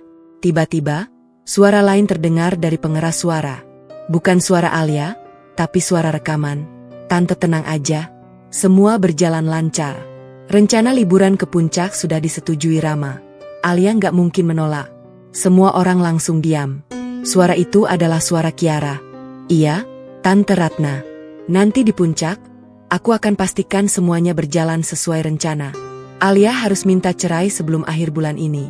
Rekaman berganti. Kali ini suara Ratna yang terdengar. Nanti di kamar mandi, kamu teriak histeris. Bilang Alia yang tarik kamu. Bilang dia mau celakain kamu. Rama pasti percaya. Dia selalu percaya sama ibu. Rama berdiri terpaku. Tangannya mengepal di sisi tubuhnya. Ia menoleh ke arah Kiara yang kini mundur perlahan ke tepi panggung. Kiara, kamu. Suaranya berat, penuh kemarahan yang tertahan. Kiara menggeleng cepat. Air matanya mulai keluar, tapi bukan air mata penyesalan. Itu air mata karena ketahuan. Rama, aku cuma nurutin Tante Ratna. Dia yang suruh aku. Dia yang janjiin aku uang. Aku nggak mau, tapi dia maksa. Ratna menoleh ke arah Kiara dengan mata membelalak. Kamu berani-beraninya mengkhianati aku. Setelah semua yang aku kasih ke kamu, aku nggak ngkhianatin Tante. Aku cuma ngomong yang sebenarnya. Suara Kiara berubah histeris. Semua ini ide Tante. Semua. Aku cuma disuruh. Kedua wanita itu kini saling berhadapan di atas panggung, saling tunjuk, saling teriak, saling menyalahkan. Para tamu menonton dengan mulut terbuka, seolah sedang menyaksikan drama televisi secara langsung. Beberapa mulai berbisik, beberapa mulai tertawa kecil, yang lain hanya menggeleng-gelengkan kepala. Alia berdiri di sudut panggung, menonton semuanya dengan tenang. Ia tidak perlu berteriak. Ia tidak perlu menangis. Ia hanya perlu membiarkan kebenaran berbicara. Dan kebenaran itu kini bergema di seluruh ballroom, menghancurkan reputasi Ratna dan Kiara sepotong demi sepotong. Rama berjalan mendekati panggung. Ia menatap ibunya, lalu menatap Kiara. Matanya berkaca-kaca, bukan karena sedih, tapi karena marah dan malu. Ibu, suaranya bergetar. Jadi selama ini aku cuma pion. Aku cuma boneka yang ibu mainkan. Ratna menoleh ke arah anaknya. Wajahnya yang tadi penuh amarah tiba-tiba berubah menjadi panik. Nak, jangan dengerin mereka. Ibu ini ibumu. Ibu sayang sama kamu. Ibu cuma mau yang terbaik. Yang terbaik. Rama mengulangi kata-kata itu dengan nada yang pahit. Dengan cara menghancurkan pernikahanku. Dengan cara memfitnah istriku. Dengan cara membayar wanita lain untuk merebutku. Itu yang ibu sebut yang terbaik. Ratna terdiam. Bibirnya bergetar, tapi tidak ada kata yang keluar. Alia turun dari panggung. Ia berjalan melewati kerumunan tamu yang menatapnya dengan kagum dan simpati. Beberapa orang menepuk bahunya, beberapa berbisik kata-kata penyemangat. Tapi Alia tidak berhenti. Ia terus berjalan menuju pintu keluar. Alia, suara Rama memanggilnya. Alia berhenti. Ia menoleh dan menatap suaminya. Aku minta maaf. Suara Rama serak, penuh penyesalan. Aku sudah buta. Aku sudah bodoh. Aku sudah menyakitimu. Alia menatapnya lama. Di matanya, tidak ada lagi kemarahan. Hanya ada kelelahan yang dalam. Terlambat, Mas. katanya pelan. Kamu percaya sama mereka tanpa pernah bertanya padaku. Kamu biarkan aku dihancurkan tanpa pernah membelaku. Dan sekarang, setelah semua ini terbongkar, kamu minta maaf. Rama menundukkan kepala. Air matanya jatuh ke lantai. Alia berbalik dan melanjutkan langkahnya. Di belakangnya, Ratna masih berdiri di panggung, dikelilingi oleh tamu yang menatapnya dengan tatapan menghakimi. Kiara sudah turun dari panggung dan menyelinap keluar lewat pintu samping, wajahnya tertunduk malu. Alia keluar dari ballroom dan berjalan menyusuri koridor hotel yang sunyi. Suara langkah kakinya bergema di lantai marmer. Ia berjalan dengan kepala tegak, dengan bahu yang tidak lagi terbebani. Untuk pertama kalinya dalam 5 tahun, ia merasa bebas. Tapi ia tahu, ini belum selesai. Masih ada satu bab terakhir yang harus ia tulis. Satu pukulan pamungkas yang akan memastikan bahwa Ratna tidak akan pernah bisa menyakiti siapapun lagi. Ia masuk ke dalam taksi yang sudah menunggu di depan hotel. Ponselnya bergetar. Sebuah pesan dari Bu Laksmi. Semua berjalan sempurna. Sekarang saatnya tahap terakhir. Donasi itu sudah diproses. Alia tersenyum tipis. Ia membalas pesan itu dengan singkat. Terima kasih, Bu. Sampai jumpa di akhir cerita. Taksi melaju membelah malam Jakarta yang gemerlap. Di dalam hatinya, Alia tahu bahwa besok adalah hari yang akan menentukan segalanya. Hari di mana ia akan menyelesaikan apa yang sudah ia mulai. Hari di mana Ratna akan merasakan akibat dari semua kebohongannya. Dan Alia akan berada di sana, bukan sebagai korban, tapi sebagai pemenang. Malam semakin larut. Hujan mulai turun, membasahi jalanan. Tapi di dalam taksi itu, Alia merasa hangat. Bukan karena pemanas, tapi karena api yang menyala di dalam dadanya. Api yang tidak akan padam sampai keadilan benar-benar ditegakkan. Besok, semuanya akan berakhir. Dan Alia akan menulis akhir ceritanya sendiri. Dengan caranya sendiri. Dengan kemerdekaan yang sudah terlalu lama direnggut darinya. Matahari belum sepenuhnya terbit ketika Alia sudah berdiri di depan ballroom hotel yang sama. Kali ini, tidak ada gaun hitam pekat. Ia mengenakan setelan jas berwarna krem lembut, dengan rambut yang digerai bebas. Tidak ada lagi topeng ketakutan di wajahnya. Tidak ada lagi keraguan di matanya. Hanya ada ketenangan yang aneh, seperti lautan yang menyembunyikan badai di kedalamannya. Acara ini adalah gagasan Bu Laksmi yang sudah direncanakan sejak awal. Sebuah acara penggalangan dana amal yang akan dihadiri oleh para donatur, tokoh masyarakat, dan beberapa wartawan. Namun yang lebih penting, acara ini juga akan dihadiri oleh semua orang yang hadir di pesta pengumuman pertunangan semalam. Mereka semua menerima undangan yang sama, dengan tambahan catatan kecil yang membuat rasa penasaran mereka tidak terbendung. Saksikan kelanjutan kebenaran. Alia masuk ke ballroom melalui pintu belakang. Ia berjalan melewati lorong-lorong sempit yang hanya dikenali oleh para staf. Di ujung lorong, Bu Laksmi sudah menunggunya dengan senyum lebar. Kamu terlihat luar biasa, Alia, kata Bu Laksmi sambil menggenggam kedua tangannya. Seperti seseorang yang sudah tidak lagi takut pada apapun. Alia tersenyum tipis. Karena saya memang sudah tidak takut.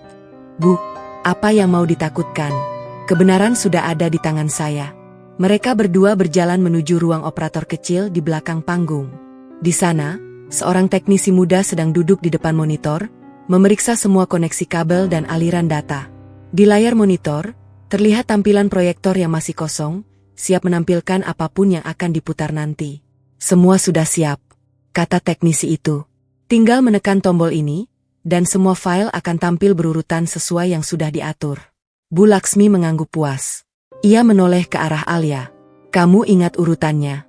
Deposito, surat tanah, hasil medical check-up, surat perjanjian, bukti transfer, lalu rekaman suara.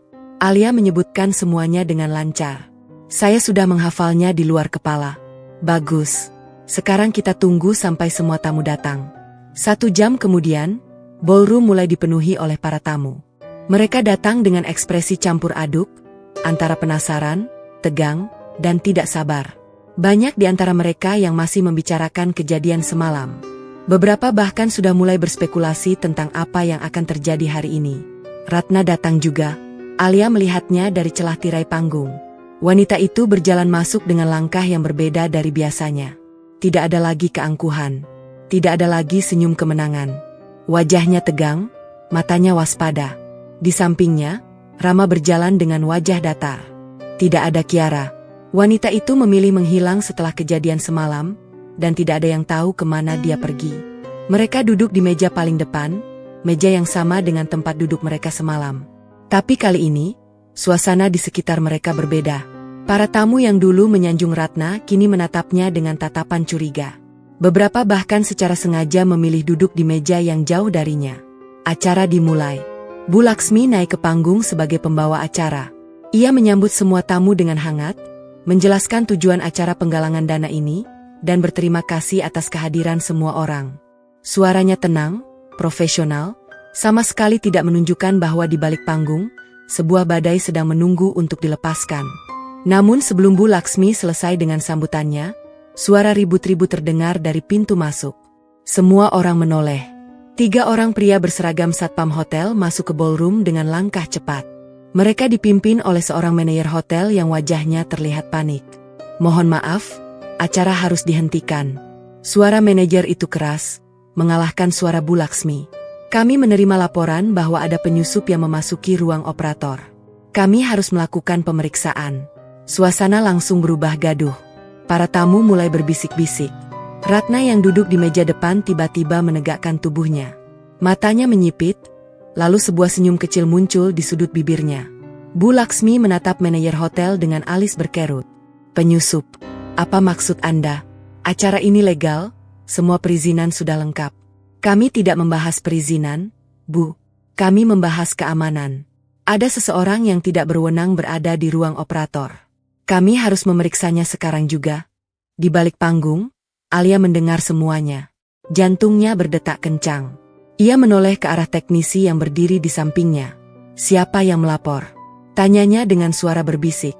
Teknisi itu menggeleng. "Saya tidak tahu, Mbak. Tiba-tiba saja mereka datang." Alia mengintip dari celah tirai. Ia melihat Ratna yang kini tersenyum lebar.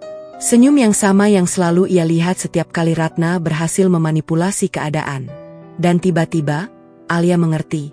Ini ulah Ratna. Entah bagaimana caranya, wanita itu berhasil menghubungi pihak hotel dan melaporkan adanya penyusup. Dia ingin menghentikan acara ini sebelum semua bukti ditampilkan. Satpam mulai bergerak menuju pintu belakang yang menuju ruang operator. Alia panik. Jika mereka masuk sekarang, semua file yang sudah disiapkan bisa ditemukan. Semua bukti yang sudah susah payah dikumpulkan bisa disita. Dan yang lebih buruk, Alia bisa ditahan. "Alia." Suara Bu Laksmi tiba-tiba terdengar dari belakangnya. Ternyata wanita itu sudah turun dari panggung dan menyusulnya ke belakang. "Kamu harus sembunyi. Sekarang." "Di mana?" tanya Alia dengan suara bergetar. "Ikuti saya." Bu Laksmi menarik tangan Alia dan membawanya menyusuri lorong sempit di belakang panggung. Mereka berjalan cepat, melewati tumpukan kabel dan peralatan suara. Di ujung lorong, ada sebuah pintu kecil yang hampir tidak terlihat. Bu Laksmi mendorongnya terbuka. Di dalam, ada sebuah ruangan kecil yang gelap. Mungkin dulunya adalah gudang penyimpanan alat-alat kebersihan. Sekarang ruangan itu kosong, hanya ada beberapa kardus bekas di sudutnya. "Masuk ke sini. Jangan keluar sampai saya bilang aman. Tapi semua file, semua bukti, saya yang urus. Kamu percaya sama ibu kan?" Alia menatap Bu Laksmi. Di mata wanita tua itu, ia melihat ketenangan yang sama yang dulu membuatnya percaya. Ia mengangguk, lalu masuk ke dalam ruangan gelap itu. Pintu tertutup, dan Alia sendirian dalam gelap. Di luar, suara langkah kaki satpam semakin dekat. Bu Laksmi berjalan kembali ke arah panggung dengan tenang. Ia menghampiri manajer hotel yang masih berdiri di tengah ballroom. "Silakan diperiksa," katanya sambil tersenyum. "Tapi saya pastikan, tidak ada penyusup di sini. Hanya ada staf yang bekerja untuk acara amal." Manajer hotel itu menatap Bu Laksmi dengan ragu, lalu memberi isyarat pada anak buahnya untuk tetap memeriksa. Satpam masuk ke ruang operator, memeriksa setiap sudut, setiap monitor, setiap kabel. Mereka menemukan teknisi muda yang duduk di depan monitor dengan wajah ketakutan. "Kamu siapa?" tanya salah satu satpam. "Saya teknisi, Pak. Saya yang ngurusin proyektor dan layar." Satpam itu menatap monitor. Di layar, hanya ada tampilan logo acara amal. Tidak ada file mencurigakan. Setelah memeriksa selama beberapa menit, satpam keluar dan melapor pada manajer hotel. "Tidak ada penyusup, Pak. Hanya teknisi." Manajer hotel itu menghela napas lega. Ia menoleh ke arah Bu Laksmi dan membungkuk sedikit. Mohon maaf atas ketidaknyamanannya, Bu. Laporan tadi ternyata tidak benar. Silakan acara dilanjutkan. Bu Laksmi tersenyum. Tidak apa-apa. Terima kasih sudah menjaga keamanan acara kami. Ratna yang duduk di meja depan mendengar semuanya. Wajahnya berubah dari penuh harapan menjadi merah padam. Tangannya mengepal di atas meja. Ia menoleh ke kiri dan ke kanan, mencari sesuatu atau seseorang yang bisa membantunya. Tapi tidak ada. Semua orang di sekitarnya menatapnya dengan tatapan yang semakin curiga. Acara dilanjutkan. Bu Laksmi naik kembali ke panggung. Ia mengambil mikrofon dan berbicara dengan suara yang tetap tenang. Para tamu yang terhormat, sebelum kita melanjutkan acara penggalangan dana ini, ada seseorang yang ingin berbicara. Seseorang yang punya cerita untuk dibagikan. Silakan sambut, Alia. Lampu ballroom meredup. Semua mata tertuju ke pintu belakang panggung. Alia melangkah keluar dari persembunyiannya. Ia berjalan menuju panggung dengan langkah mantap, melewati teknisi yang sudah siap di depan monitor, melewati Bu Laksmi yang menatapnya dengan bangga. Ratna melihat Alia naik ke panggung. Wajahnya pucat. Tangannya mulai gemetar. Ia tahu, kali ini tidak ada yang bisa menghentikan apa yang akan terjadi selanjutnya. Alia mengambil mikrofon. Ia menatap seluruh tamu yang memenuhi ballroom. Ratusan pasang mata menatapnya dengan antisipasi. Ia menarik napas panjang, lalu tersenyum. Selamat siang, semuanya. Suaranya tenang, namun setiap kata yang keluar terasa seperti pukulan kecil yang siap menghantam. Terima kasih sudah hadir di acara ini. Sebelum kita memulai penggalangan dana, izinkan saya menceritakan sebuah kisah. Alia berhenti sejenak. Ia menatap Ratna yang duduk di meja depan. Mata mereka bertemu. Dan untuk pertama kalinya, Alia melihat ketakutan di mata ibu mertuanya itu. Ini adalah kisah tentang seorang ibu mertua. Seorang wanita yang berpura-pura miskin, yang mengeluh tidak punya uang untuk beras, sementara di dalam brankasnya tersimpan deposito senilai miliaran rupiah. Yang mengeluh sakit jantung setiap kali terbukti kebohongannya, padahal hasil medical check-up menyatakan dia sehat sempurna. Yang membayar seorang wanita asing untuk merebut suami dari menantunya sendiri. Ballroom langsung gempar. Semua orang mulai berbisik keras. Beberapa menoleh ke arah Ratna yang kini duduk dengan wajah tertunduk. Itu bohong. Ratna mencoba berteriak, tapi suaranya sudah tidak lagi lantang. Suaranya terdengar seperti rengekan. Alia tidak menghiraukannya. Ia memberi isyarat pada teknisi. Layar raksasa di belakangnya mulai menyala. Satu persatu, semua bukti mulai ditampilkan. Sertifikat deposito, surat tanah, hasil medical check-up, surat perjanjian, bukti transfer, dan terakhir, rekaman suara. Suara Kiara dan Ratna memenuhi ballroom. Suara mereka yang merencanakan kehancuran Alia.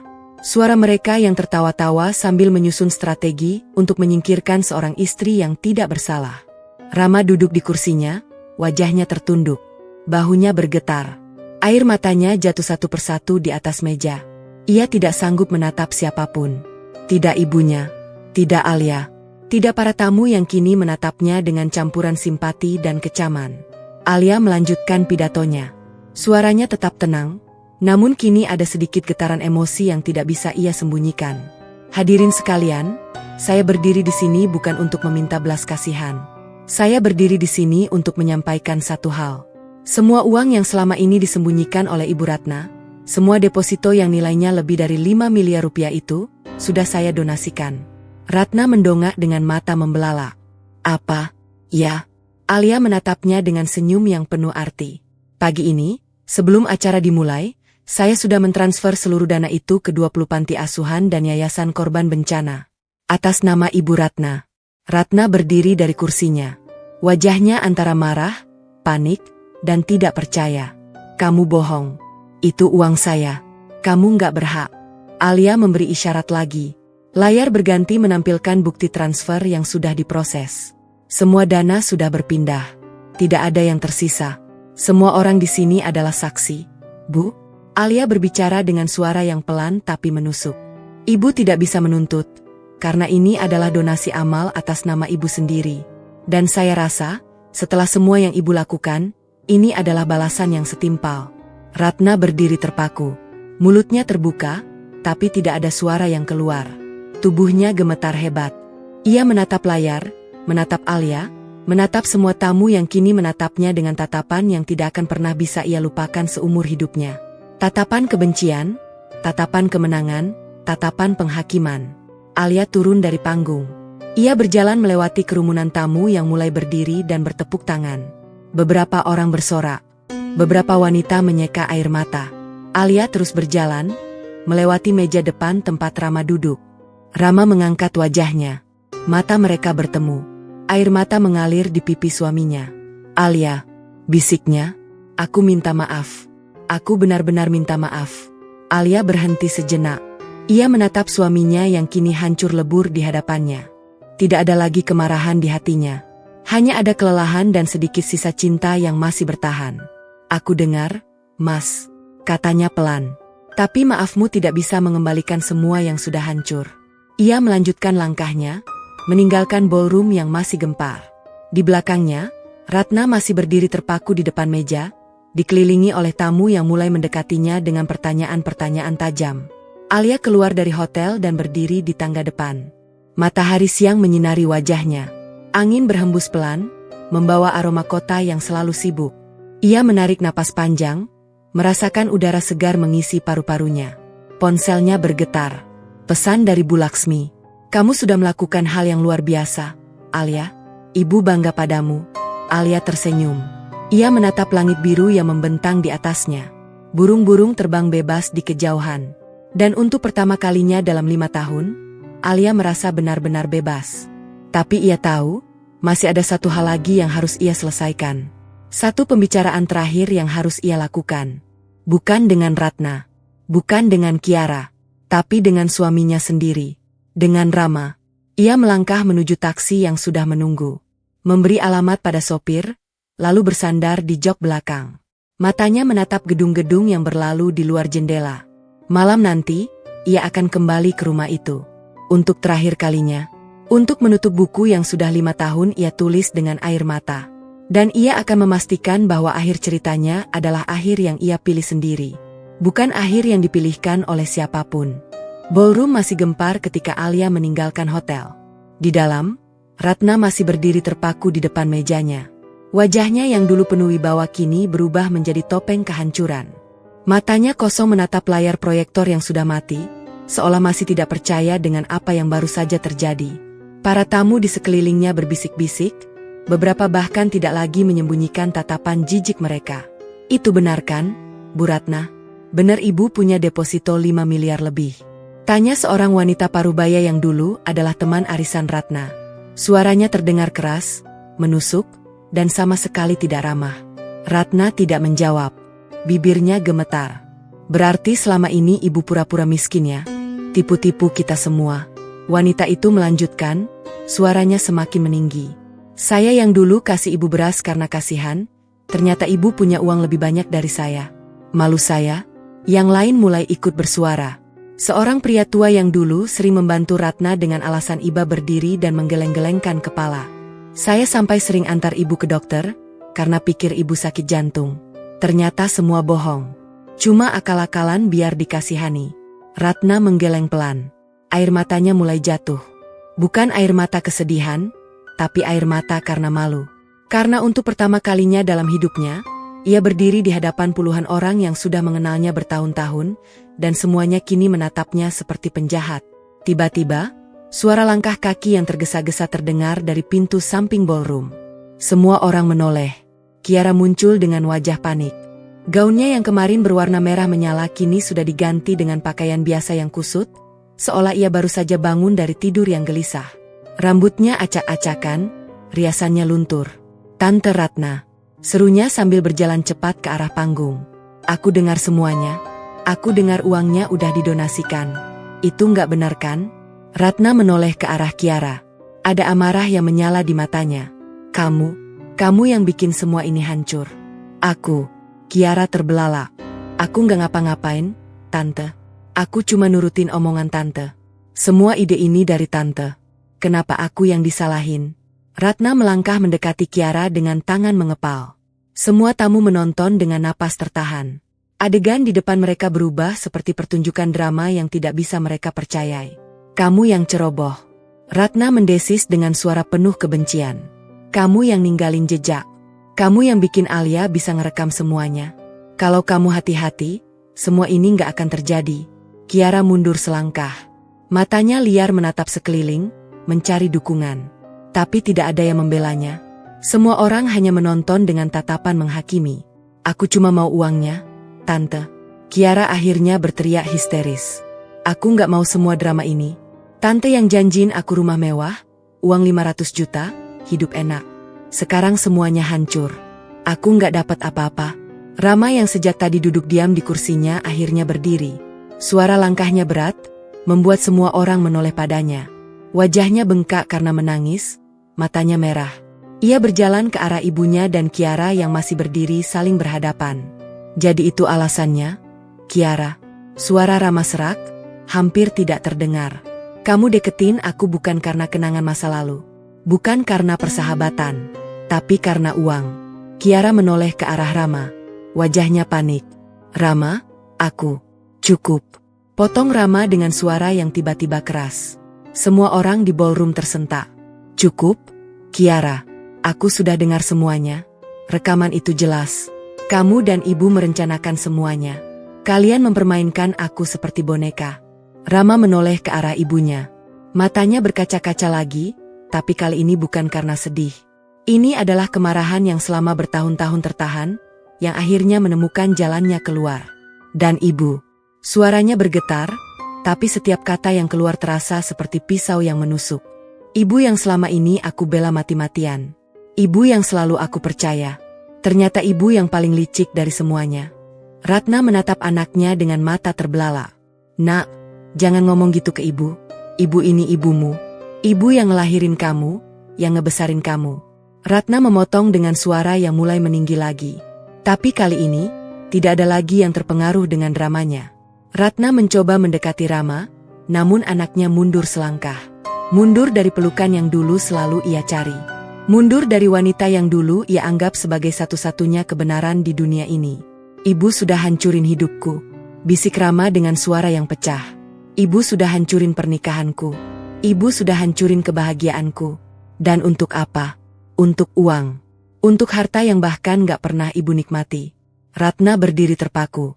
Mulutnya terbuka, tapi tidak ada kata yang keluar. Untuk pertama kalinya dalam hidupnya, ia kehabisan kata-kata.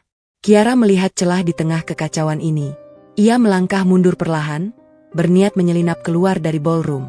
Namun beberapa tamu menghalangi jalannya. Mau kemana, Mbak? Tanya seorang wanita dengan nada sinis. Mau kabur setelah semua kejahatan terbongkar. Saya enggak. Saya cuma, kamu itu pelakor, Mbak. Wanita lain ikut bersuara. Perempuan kaya kamu itu yang bikin susah sesama wanita. Bayaran pula. Murah banget harga dirimu. Kiara menangis. Ia menutup wajahnya dengan kedua tangan, berjongkok di lantai ballroom yang dingin.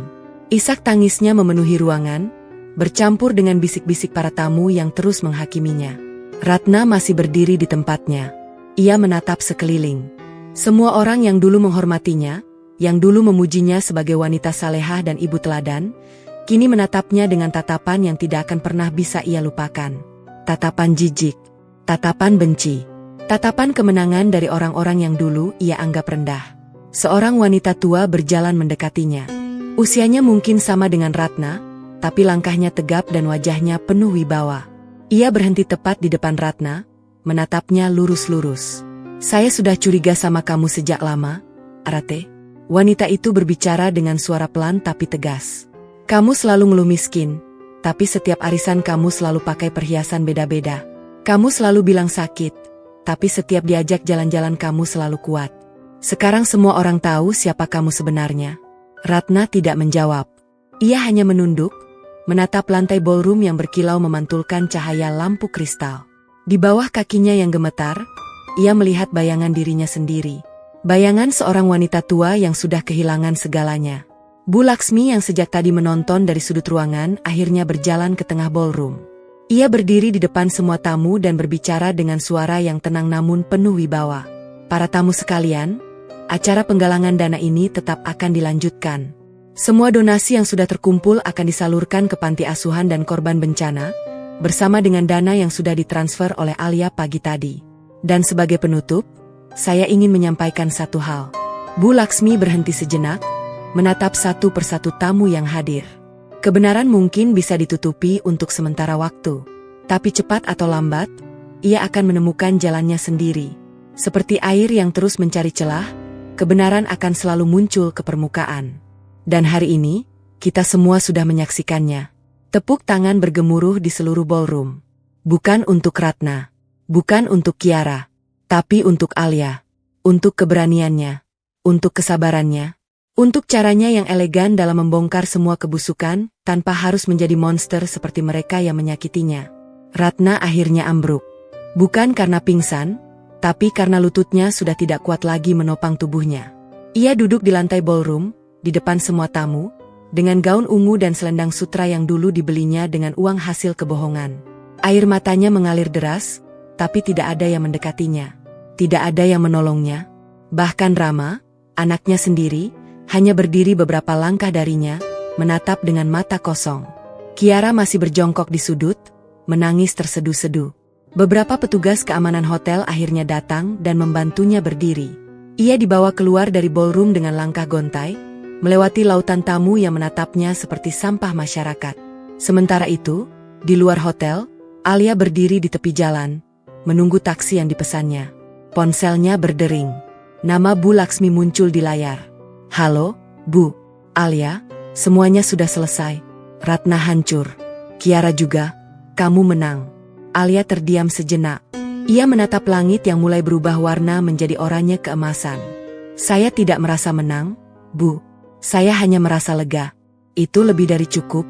Nak, kamu sudah melakukan hal yang benar. Sekarang waktunya kamu hidup untuk dirimu sendiri. Terima kasih, Bu, untuk semuanya. Panggilan berakhir. Taksi yang dipesan Alia akhirnya datang. Ia masuk ke dalam dan duduk di kursi belakang. Sopir taksi menoleh dan bertanya, "Mau kemana, Bu?" Alia terdiam. Ia belum memikirkan tujuan berikutnya. Rumah yang dulu ia tinggali bersama Rama sudah tidak lagi terasa seperti rumah. Tapi ada satu tempat yang terlintas di benaknya. Satu tempat di mana ia bisa memulai kembali semuanya. "Ke apartemen di daerah Kuningan, Pak," jawabnya akhirnya. Itu alamat tempat Bu Laksmi menyewakan apartemen kecil untuknya selama masa transisi ini. Taksi melaju meninggalkan hotel. Di kursi belakang, Alia bersandar dan menutup matanya. Pikirannya melayang pada semua yang sudah terjadi. Pada 5 tahun pernikahan yang penuh dengan kepura-puraan. Pada Ratna yang akhirnya menerima balasan atas semua kejahatannya. Pada Kiara yang kini kehilangan segalanya. Dan pada Rama, suaminya, yang hancur lebur di antara semua kebenaran yang terbongkar. Air mata Alia akhirnya jatuh juga. Tapi kali ini, bukan air mata kesedihan. Bukan air mata kemarahan. Ini adalah air mata kelegaan. Air mata seseorang yang akhirnya bisa bernapas lega setelah bertahun-tahun tercekik. Malam mulai turun ketika taksi tiba di depan apartemen. Alia turun, membayar sopir, lalu berjalan masuk ke lobi. Ia naik lift ke lantai 7, berjalan menyusuri koridor yang sunyi, dan membuka pintu apartemen kecil yang kini menjadi tempat tinggalnya. Di dalam, apartemen itu sederhana. Hanya ada ruang tamu kecil, kamar tidur, dapur mungil, dan balkon yang menghadap ke kota. Tapi bagi Alia, tempat ini adalah istana. Karena di sini, tidak ada yang akan menyakitinya. Tidak ada yang akan memfitnahnya. Tidak ada Ratna. Tidak ada Kiara. Hanya ada dia, dirinya sendiri, dan kebebasan yang sudah lama ia impikan. Ia berjalan ke balkon dan menatap gemerlap lampu kota di kejauhan. Angin malam berhembus pelan, membawa aroma tanah basah dari hujan yang baru saja turun. Alia menarik napas panjang. Ia mengeluarkan ponselnya dan membuka galeri foto. Di sana, masih tersimpan semua bukti yang sudah ia kumpulkan. Sertifikat deposito, surat tanah, hasil medical check-up, surat perjanjian, bukti transfer. Semuanya masih ada, tapi ia juga menemukan satu foto lain. Foto pernikahannya dengan Rama, 5 tahun yang lalu. Mereka berdua tersenyum bahagia, tanpa tahu bahwa badai besar sedang menunggu di depan. Alia menatap foto itu lama. Air matanya jatuh lagi. Kali ini, untuk cinta yang sudah mati. Untuk pernikahan yang sudah hancur. Untuk semua mimpi yang sudah sirna. Tapi kemudian ia menghapus air matanya. Ia menegakkan kepalanya. Ia masih muda. Ia masih kuat. Ia masih punya seluruh hidup di depannya. Dan ia berjanji pada dirinya sendiri, mulai hari ini, ia akan hidup untuk dirinya sendiri. Bukan untuk Rama. Bukan untuk siapapun. Hanya untuk Alia. Malam semakin larut. Alia masuk ke dalam apartemen, menutup pintu balkon, dan merebahkan tubuhnya di tempat tidur. Matanya menatap langit-langit yang putih bersih. Kosong, tapi penuh dengan kemungkinan. Besok adalah hari yang baru. Dan Alia sudah siap untuk menjalaninya. Sendirian. Dengan kepala tegak. Dengan hati yang sudah sembuh dari semua luka. Sementara itu, di kejauhan, di rumah tua yang dulu ia tinggali, Rama duduk sendirian di ruang tamu yang gelap. Ratna masih di hotel, entah bagaimana cara pulangnya. Kiara entah di mana. Rumah itu kosong. Hanya ada Rama dan bayang-bayang masa lalu yang menghantuinya. Ia menatap foto pernikahannya dengan Alia yang masih tergantung di dinding. Foto yang sama yang tadi ditatap Alia di ponselnya. Air matanya jatuh. Ia menangis sendirian dalam gelap, menyesali semua kebodohannya, menyesali semua kepercayaannya yang salah, menyesali semua kata-kata yang sudah terlanjur ia ucapkan pada wanita yang sebenarnya paling mencintainya. "Alia, maafkan aku," bisiknya pada foto itu. "Maafkan aku." Tapi tidak ada yang menjawab. Hanya keheningan yang menyelimutinya. Keheningan yang akan menjadi temannya untuk waktu yang sangat lama. 3 hari setelah kejadian di ballroom, Alia masih tinggal di apartemen kecil yang disewakan Bu Laksmi. Pagi itu ia duduk di balkon, menikmati secangkir kopi hangat sambil menatap kota Jakarta yang mulai sibuk. Udara pagi terasa segar, berbeda dengan udara di rumah tua Ratna yang selalu terasa pengap dan penuh tekanan.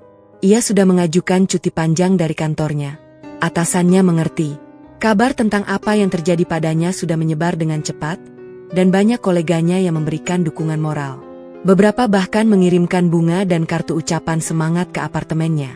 Alia menyimpan semua kartu itu di atas meja kecil dekat televisi, sebagai pengingat bahwa ia tidak sendiri. Ponselnya berdering. Nama Bu Laksmi muncul di layar. "Selamat pagi, Alia." Suara Bu Laksmi terdengar ceria. "Selamat pagi, Bu. Ibu baru saja dapat kabar. Ratna sudah keluar dari hotel. Dia pulang ke rumahnya kemarin malam, diantar sama satpam hotel. Katanya dia tidak keluar kamar selama 2 hari. Malu? Mungkin." Alia terdiam sejenak.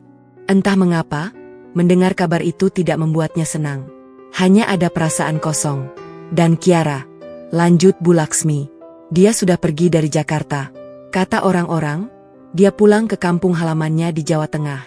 Dia tidak bisa menghadapi malu di sini. Saya tidak membenci mereka, Bu." Alia akhirnya bersuara.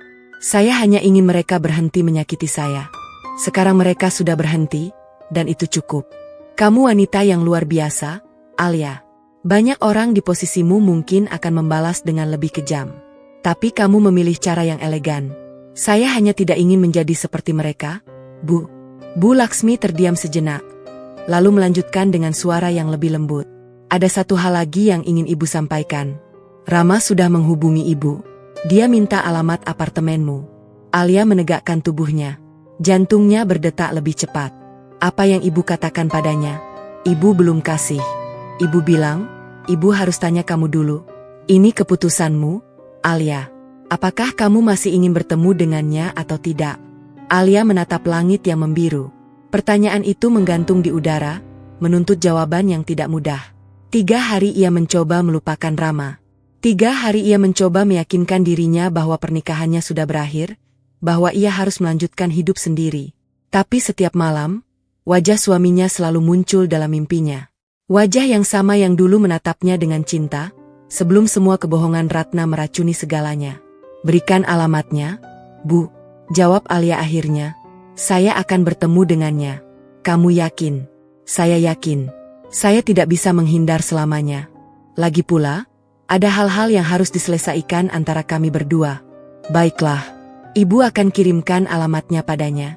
Tapi ingat, apapun yang terjadi nanti, kamu sudah menang, Alia. Kamu sudah membuktikan bahwa kamu wanita yang kuat.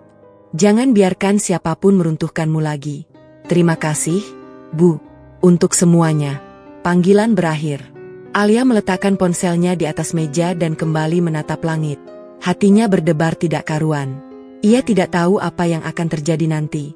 Ia tidak tahu apakah pertemuan ini akan menjadi penutup yang baik atau justru membuka luka lama. Tapi ia tahu, ia harus menghadapinya. Sore harinya, bel apartemen berbunyi. Alia berdiri dari sofa, berjalan ke pintu, dan membukanya perlahan. Rama berdiri di depan pintu. Wajahnya kusut, matanya sembab, dan ada lingkaran hitam di bawah matanya yang menandakan bahwa ia sudah beberapa hari tidak tidur dengan baik. Ia mengenakan kemeja putih sederhana yang terlihat sedikit kusut. Tangannya membawa sebuah buket bunga mawar putih. "Alia," suaranya serak. "Terima kasih sudah mau ketemu aku." Alia mengangguk pelan. "Masuklah." Rama melangkah masuk ke dalam apartemen kecil itu. Ia menatap sekeliling dengan mata yang masih kosong. Apartemen ini jauh lebih kecil dari rumah yang dulu mereka tinggali bersama. Tapi entah mengapa, tempat ini terasa hangat. Terasa seperti rumah yang sesungguhnya. Dia menyerahkan buket bunga itu pada Alia. "Ini buat kamu. Aku tahu ini nggak bisa menebus semuanya. Tapi aku cuma mau kamu tahu, aku menyesal." Alia menerima buket itu dan meletakkannya di atas meja. "Duduklah. Aku buatkan teh." Mereka duduk berhadapan di ruang tamu kecil. Teh hangat mengepul di antara mereka. Keheningan menyelimuti ruangan untuk beberapa saat, sebelum akhirnya Rama memecahkannya. "Alia, aku minta maaf."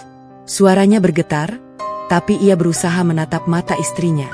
"Aku minta maaf karena sudah jadi suami yang bodoh. Aku minta maaf karena lebih percaya sama ibu daripada kamu. Aku minta maaf karena sudah biarin kamu disakiti selama ini." Alia menatap tehnya yang masih mengepul. Matanya berkaca-kaca, tapi ia menahannya. "Kamu tahu, Mas, 5 tahun aku jadi istrimu. 5 tahun aku coba jadi menantu yang baik buat ibu. Tapi setiap hari, aku selalu dihina, direndahkan, difitnah. Dan setiap kali aku coba membela diri, kamu selalu berpihak padanya." Rama menunduk. Air matanya jatuh ke atas meja. "Aku tahu, aku bodoh. Aku sudah dicuci otak sama ibu sejak kecil. Dia selalu bilang dia wanita paling menderita di dunia. Dia selalu bilang dia berkorban segalanya buat aku. Aku tumbuh dengan keyakinan bahwa ibu adalah korban, dan aku harus selalu membelanya. Tapi sekarang aku sadar, semua itu bohong. Semua itu sandiwara." Alia mendongak, menatap suaminya. Matanya basah, tapi suaranya tetap tenang. "Aku mencintaimu, Mas. Itu kenapa aku bertahan selama ini. Tapi cinta saja tidak cukup. Pernikahan butuh kepercayaan. Dan kamu sudah menghancurkan kepercayaanku berkali-kali." Rama mengangkat wajahnya. Air mata mengalir deras di pipinya. "Aku tahu. Aku nggak layak minta maaf. Aku nggak layak minta kamu kembali. Tapi aku mau kamu tahu, aku akan berubah. Aku akan jadi orang yang lebih baik. Bukan untuk ibu, bukan untuk siapapun. Tapi untuk aku sendiri." Alia menatap suaminya lama-lama. Ia melihat ketulusan di mata itu. Ketulusan yang sama yang dulu ia lihat 5 tahun lalu, ketika Rama berlutut dan melamarnya di taman kota. Sebelum Ratna masuk dan meracuni semuanya. "Aku tidak bisa langsung menerimamu kembali, Mas," kata Alia akhirnya. Lukanya masih terlalu dalam. "Tapi aku tidak menutup pintu sepenuhnya." Rama mendongak dengan mata penuh harapan. "Aku perlu waktu," lanjut Alia. "Aku perlu waktu untuk menyembuhkan diriku sendiri. Aku perlu waktu untuk belajar mencintai diriku sendiri dulu, sebelum aku bisa mencintai orang lain lagi. Dan kamu juga perlu waktu. Kamu perlu belajar untuk tidak lagi menjadi boneka ibumu." Rama mengangguk cepat. "Aku ngerti. Aku bakal nunggu. Berapapun waktunya. Tapi ada syaratnya," potong Alia. Suaranya tiba-tiba menjadi tegas. "Apa saja? Aku akan lakukan apa saja. Pertama, kamu harus keluar dari rumah ibu. Kamu harus tinggal sendiri, jauh dari pengaruhnya." Rama mengangguk. "Aku sudah memikirkannya. Aku akan sewa apartemen, jauh dari rumah ibu. Kedua, ibu tidak boleh ikut campur dalam hidup kita lagi. Apapun yang terjadi di masa depan antara kita berdua, dia tidak boleh terlibat. Aku tidak mau melihatnya, tidak mau mendengar suaranya, tidak mau tahu apapun tentangnya." "Setuju," jawab Rama cepat. "Dan ketiga." Alia berhenti sejenak, menatap mata suaminya dalam-dalam. Rumah tua ibu, yang ternyata hasil dari manipulasi warisan, harus dijual. Hasilnya untuk biaya hidup ibu di panti jompo yang baik. Jauh dari sini. Jauh dari kita. Rama terdiam. Ini syarat yang paling berat. Meskipun ibunya sudah menghancurkan segalanya, tetap saja wanita itu adalah ibunya. Tapi ia tahu, ini adalah satu-satunya jalan. Aku setuju, katanya akhirnya dengan suara pelan. Ibu harus bertanggung jawab atas apa yang sudah dia lakukan. Dan mungkin, di panti jompo, dia bisa merenungkan semua kesalahannya. Alia mengangguk. Ia menarik napas panjang, lalu menyandarkan punggungnya di sofa. Beban yang selama ini ia pikul tiba-tiba terasa lebih ringan. Terima kasih, Mas, karena sudah mau mendengarkan. Bukan kamu yang harus berterima kasih. Akulah yang seharusnya berterima kasih. Kamu masih mau kasih aku kesempatan, meskipun aku sudah nyakitin kamu sejauh ini. Mereka duduk dalam keheningan. Tapi kali ini, keheningan itu terasa damai. Bukan keheningan yang penuh ketegangan seperti dulu, tapi keheningan yang membawa harapan. 1 minggu kemudian, rumah tua Ratna resmi dijual. Rama sendiri yang mengurus semuanya. Ratna meronta, menangis, bahkan sempat mengamuk ketika tahu rumahnya akan dijual. Tapi untuk pertama kalinya dalam hidupnya, Rama tidak goyah. Ia menatap ibunya dengan mata yang sudah tidak bisa lagi dibohongi. Ini untuk kebaikan ibu juga, katanya dengan suara datar. Ibu akan tinggal di panti jompo yang bagus. Di sana ibu bisa istirahat, bisa merenung. Mungkin suatu hari nanti, kalau ibu sudah benar-benar berubah, aku akan menjenguk. Ratna menangis histeris. Ia memohon, merengek, bahkan mencoba pura-pura sakit dada lagi. Tapi kali ini, tidak ada yang percaya. Para tetangga yang dulu sering membantunya kini hanya menonton dari kejauhan. Tidak ada yang mendekat. Tidak ada yang menawarkan bantuan. Ratna akhirnya harus menerima kenyataan bahwa semua sandiwaranya sudah tidak lagi mempan. Mobil panti jompo datang menjemput Ratna di hari yang sama dengan penjualan rumah. Ia naik ke dalam mobil dengan langkah gontai, membawa 1 koper kecil berisi pakaiannya. Wajahnya bengkak karena menangis, tapi tidak ada lagi yang peduli. Rama menatap mobil itu menjauh. Di sampingnya, Alia berdiri dengan tangan terlipat di dada. "Kamu baik-baik saja?" tanya Alia. Rama menggeleng. "Aku nggak tahu. Mungkin aku akan baik-baik saja. Mungkin tidak sekarang. Tapi aku tahu, ini hal yang benar." Alia meraih tangan suaminya. Untuk pertama kalinya setelah sekian lama, ia menggenggam tangan itu dengan lembut. "Kita akan baik-baik saja, Mas." Pelan-pelan, Rama menoleh dan menatap istrinya. Di mata Alia, ia melihat secercah harapan yang selama ini hilang. Harapan untuk memulai kembali. Harapan untuk menulis cerita baru. Mereka berdua berjalan meninggalkan rumah tua yang sudah kosong itu. Matahari sore menyinari punggung mereka, menciptakan bayangan panjang di atas trotoar. Sementara itu, Alia menyimpan satu hal yang tidak ia ceritakan pada siapapun. Di dalam laci apartemen kecilnya, ada sebuah amplop coklat yang belum pernah ia buka di depan umum. Amplop itu berisi salinan deposito lain milik Ratna, yang berbeda dengan yang sudah ia donasikan. Jumlahnya mungkin tidak sebesar yang pertama, tapi masih cukup untuk membuat Ratna hidup nyaman jika ia mengetahuinya. Alia sengaja tidak membongkar yang satu ini. Ia menyimpannya sebagai senjata pamungkas. Kalau suatu hari nanti Ratna mencoba kembali, kalau suatu hari nanti Ratna berusaha menghancurkan hidupnya lagi, amplop coklat itu akan menjadi jawabannya. Tapi untuk sekarang, Alia memilih untuk menyimpannya dalam diam. Ia memilih untuk melanjutkan hidupnya. Ia memilih untuk membuka lembaran baru bersama Rama, dengan penuh kehati-hatian dan harapan. Malam harinya, Alia dan Rama duduk bersama di balkon apartemen kecil itu. Mereka menatap gemerlap lampu kota yang berkelap-kelip di kejauhan. Di tangan Alia, secangkir teh hangat mengepul. Di tangan Rama, secangkir kopi yang sudah mulai dingin. "Kita mulai dari nol ya, Alia," bisik Rama. Alia tersenyum tipis. "Dari nol. Tapi kali ini, kita yang pegang kendali." Rama mengangguk. Ia menatap langit malam yang bertabur bintang. Untuk pertama kalinya dalam waktu yang sangat lama, ia merasa damai. Angin malam berhembus pelan, membawa aroma hujan yang baru saja turun. Di kejauhan, suara azan maghrib berkumandang, mengingatkan bahwa hari sudah berganti. Dan bersama hari yang baru, ada harapan yang baru. Alia merebahkan kepalanya di bahu Rama. Matanya setengah terpejam, menikmati keheningan malam yang penuh dengan janji-janji manis. Ia tidak tahu apa yang akan terjadi besok. Ia tidak tahu apakah Rama benar-benar bisa berubah.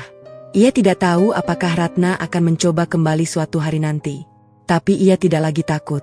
Karena ia sudah membuktikan pada dirinya sendiri, pada Ratna, pada semua orang, bahwa ia bukan wanita yang lemah. Ia adalah Alia, wanita yang bisa berdiri sendiri, wanita yang bisa memenangkan perang tanpa harus menjadi monster. Di dalam laci apartemen, amplop coklat itu tersimpan rapi, menunggu waktu yang mungkin tidak akan pernah tiba. Atau mungkin, suatu hari nanti, amplop itu akan dibuka. Tapi itu adalah cerita untuk hari yang lain. Untuk sekarang, Alia menutup matanya dan menikmati malam. Malam yang menjadi saksi dari awal yang baru. Awal dari cerita yang akan ia tulis sendiri, dengan tangannya sendiri, dengan aturan yang ia buat sendiri. Kota Jakarta terus berdenyut di luar sana. Tapi di balkon kecil apartemen itu, dua orang yang pernah terluka sedang mencoba menyembuhkan diri bersama-sama. Perlahan, pasti, menuju masa depan yang belum mereka ketahui, tapi sudah siap mereka sambut. Senyum Alia mengembang. Matanya masih terpejam, tapi hatinya sudah melihat dengan jelas. Ia sudah menang. Bukan melawan Ratna, bukan melawan Kiara, tapi melawan rasa takutnya sendiri. Dan kemenangan itu terasa lebih manis dari apapun yang pernah ia bayangkan. 6 bulan telah berlalu. Apartemen kecil di Kuningan itu kini terasa seperti rumah sungguhan bagi Alia. Dindingnya dihiasi foto perjalanan, tanaman hijau di setiap sudut, dan rak buku yang penuh. Sore itu, Alia duduk di balkon menikmati teh hangat ketika ponselnya berdering. Rama sudah di depan pintu. Rama datang membawa sekantong buah dan kotak kecil berwarna biru. Dengan gugup ia menyerahkan kotak itu. Di dalamnya ada kalung perak dengan liontin bulan sabit. Alia memeluknya erat, lalu memakai kalung itu. Liontin bulan sabit berkilau di terpa cahaya lampu, cocok sekali di lehernya. Setelah teh disajikan, Rama menggenggam tangan Alia. Matanya penuh harapan. 6 bulan ini aku sudah banyak berubah. Aku sudah tidak lagi jadi boneka ibu. Setiap kali bertemu kamu, aku semakin yakin tidak mau kehilangan kamu lagi. Aku mau kita mulai lagi, sebagai suami istri yang sesungguhnya. Alia menatap mata suaminya. Ada ketulusan di sana, ketulusan yang sama seperti 5 tahun lalu, sebelum Ratna meracuni segalanya. Ia tersenyum. Aku juga mau, tapi dengan syarat yang sama. Ibu tidak boleh ikut campur. Kita tinggal di tempat baru. Dan kalau ibu mencoba kembali, aku tidak akan diam. Rama menyetujui semuanya tanpa ragu. 1 bulan kemudian, mereka pindah ke rumah kecil di pinggiran Jakarta. 2 kamar tidur, ruang tamu mungil, dapur, dan halaman kecil. Sederhana, tapi terasa seperti istana karena tidak ada hantu masa lalu di sana. Malam pertama di rumah baru, Alia memasak ayam goreng dan tumis kangkung. Mereka makan bersama sambil tertawa kecil. Seperti pasangan normal, seperti pasangan yang tidak pernah terluka. Malam harinya, saat Rama tertidur, Alia duduk di ruang tamu menatap langit-langit. Ia teringat amplop coklat yang masih tersimpan di laci apartemen lamanya. Besok ia akan mengambilnya, bukan untuk digunakan, tapi sebagai pengingat bahwa ia pernah hampir hancur dan berhasil bangkit kembali. Ponselnya bergetar. Pesan dari Bu Laksmi masuk, memberi selamat atas rumah baru mereka. Alia membalas dengan penuh terima kasih. Wanita itu, yang dulu datang sebagai tetangga misterius, kini sudah seperti ibu angkatnya sendiri. Sementara itu, di panti jompo pinggiran kota, Ratna duduk sendirian di kursi roda. Rambutnya memutih, wajahnya keriput. Tidak ada lagi gaun ungu dan selendang sutra. Hanya ada tatapan kosong yang menatap taman dari balik jendela. Tidak ada yang mengunjunginya. Bahkan Rama hanya datang sekali dalam 2 bulan. Dalam keheningan, Ratna merenung. Semua harta yang ia kumpulkan, semua rencana licik yang ia susun, semuanya lenyap. Hartanya didonasikan, rumahnya dijual, anaknya menjauh, teman-temannya pergi. Air matanya jatuh membasahi pipi keriputnya. Ini karma, bisiknya pada diri sendiri. Malam itu, di rumah kecil mereka, Alia dan Rama duduk di halaman belakang. Bulan sabit bersinar cantik di langit, sama seperti liontin di leher Alia. Mereka menatap bintang-bintang dalam diam yang damai. Bukan harta yang selama ini Alia cari, bukan kemenangan atas Ratna, tapi kedamaian seperti ini. Alia merebahkan kepala di bahu Rama. Terima kasih, Mas. Kita berhasil melewati semuanya. Rama menggenggam tangan istrinya lebih erat. Bukan kita. Kamu yang berhasil. Kamu yang kuat. Mereka tersenyum. Dua orang yang pernah terluka, kini sedang menyembuhkan diri bersama. Amplop coklat itu kini tersimpan rapi di lemari, menjadi saksi bisu perjuangan yang telah dimenangkan. Alia menutup matanya, menikmati angin malam yang berhembus lembut. Ia sudah menang, bukan melawan siapapun, tapi melawan rasa takutnya sendiri. Dan kemenangan itu terasa lebih manis dari apapun yang pernah ia bayangkan.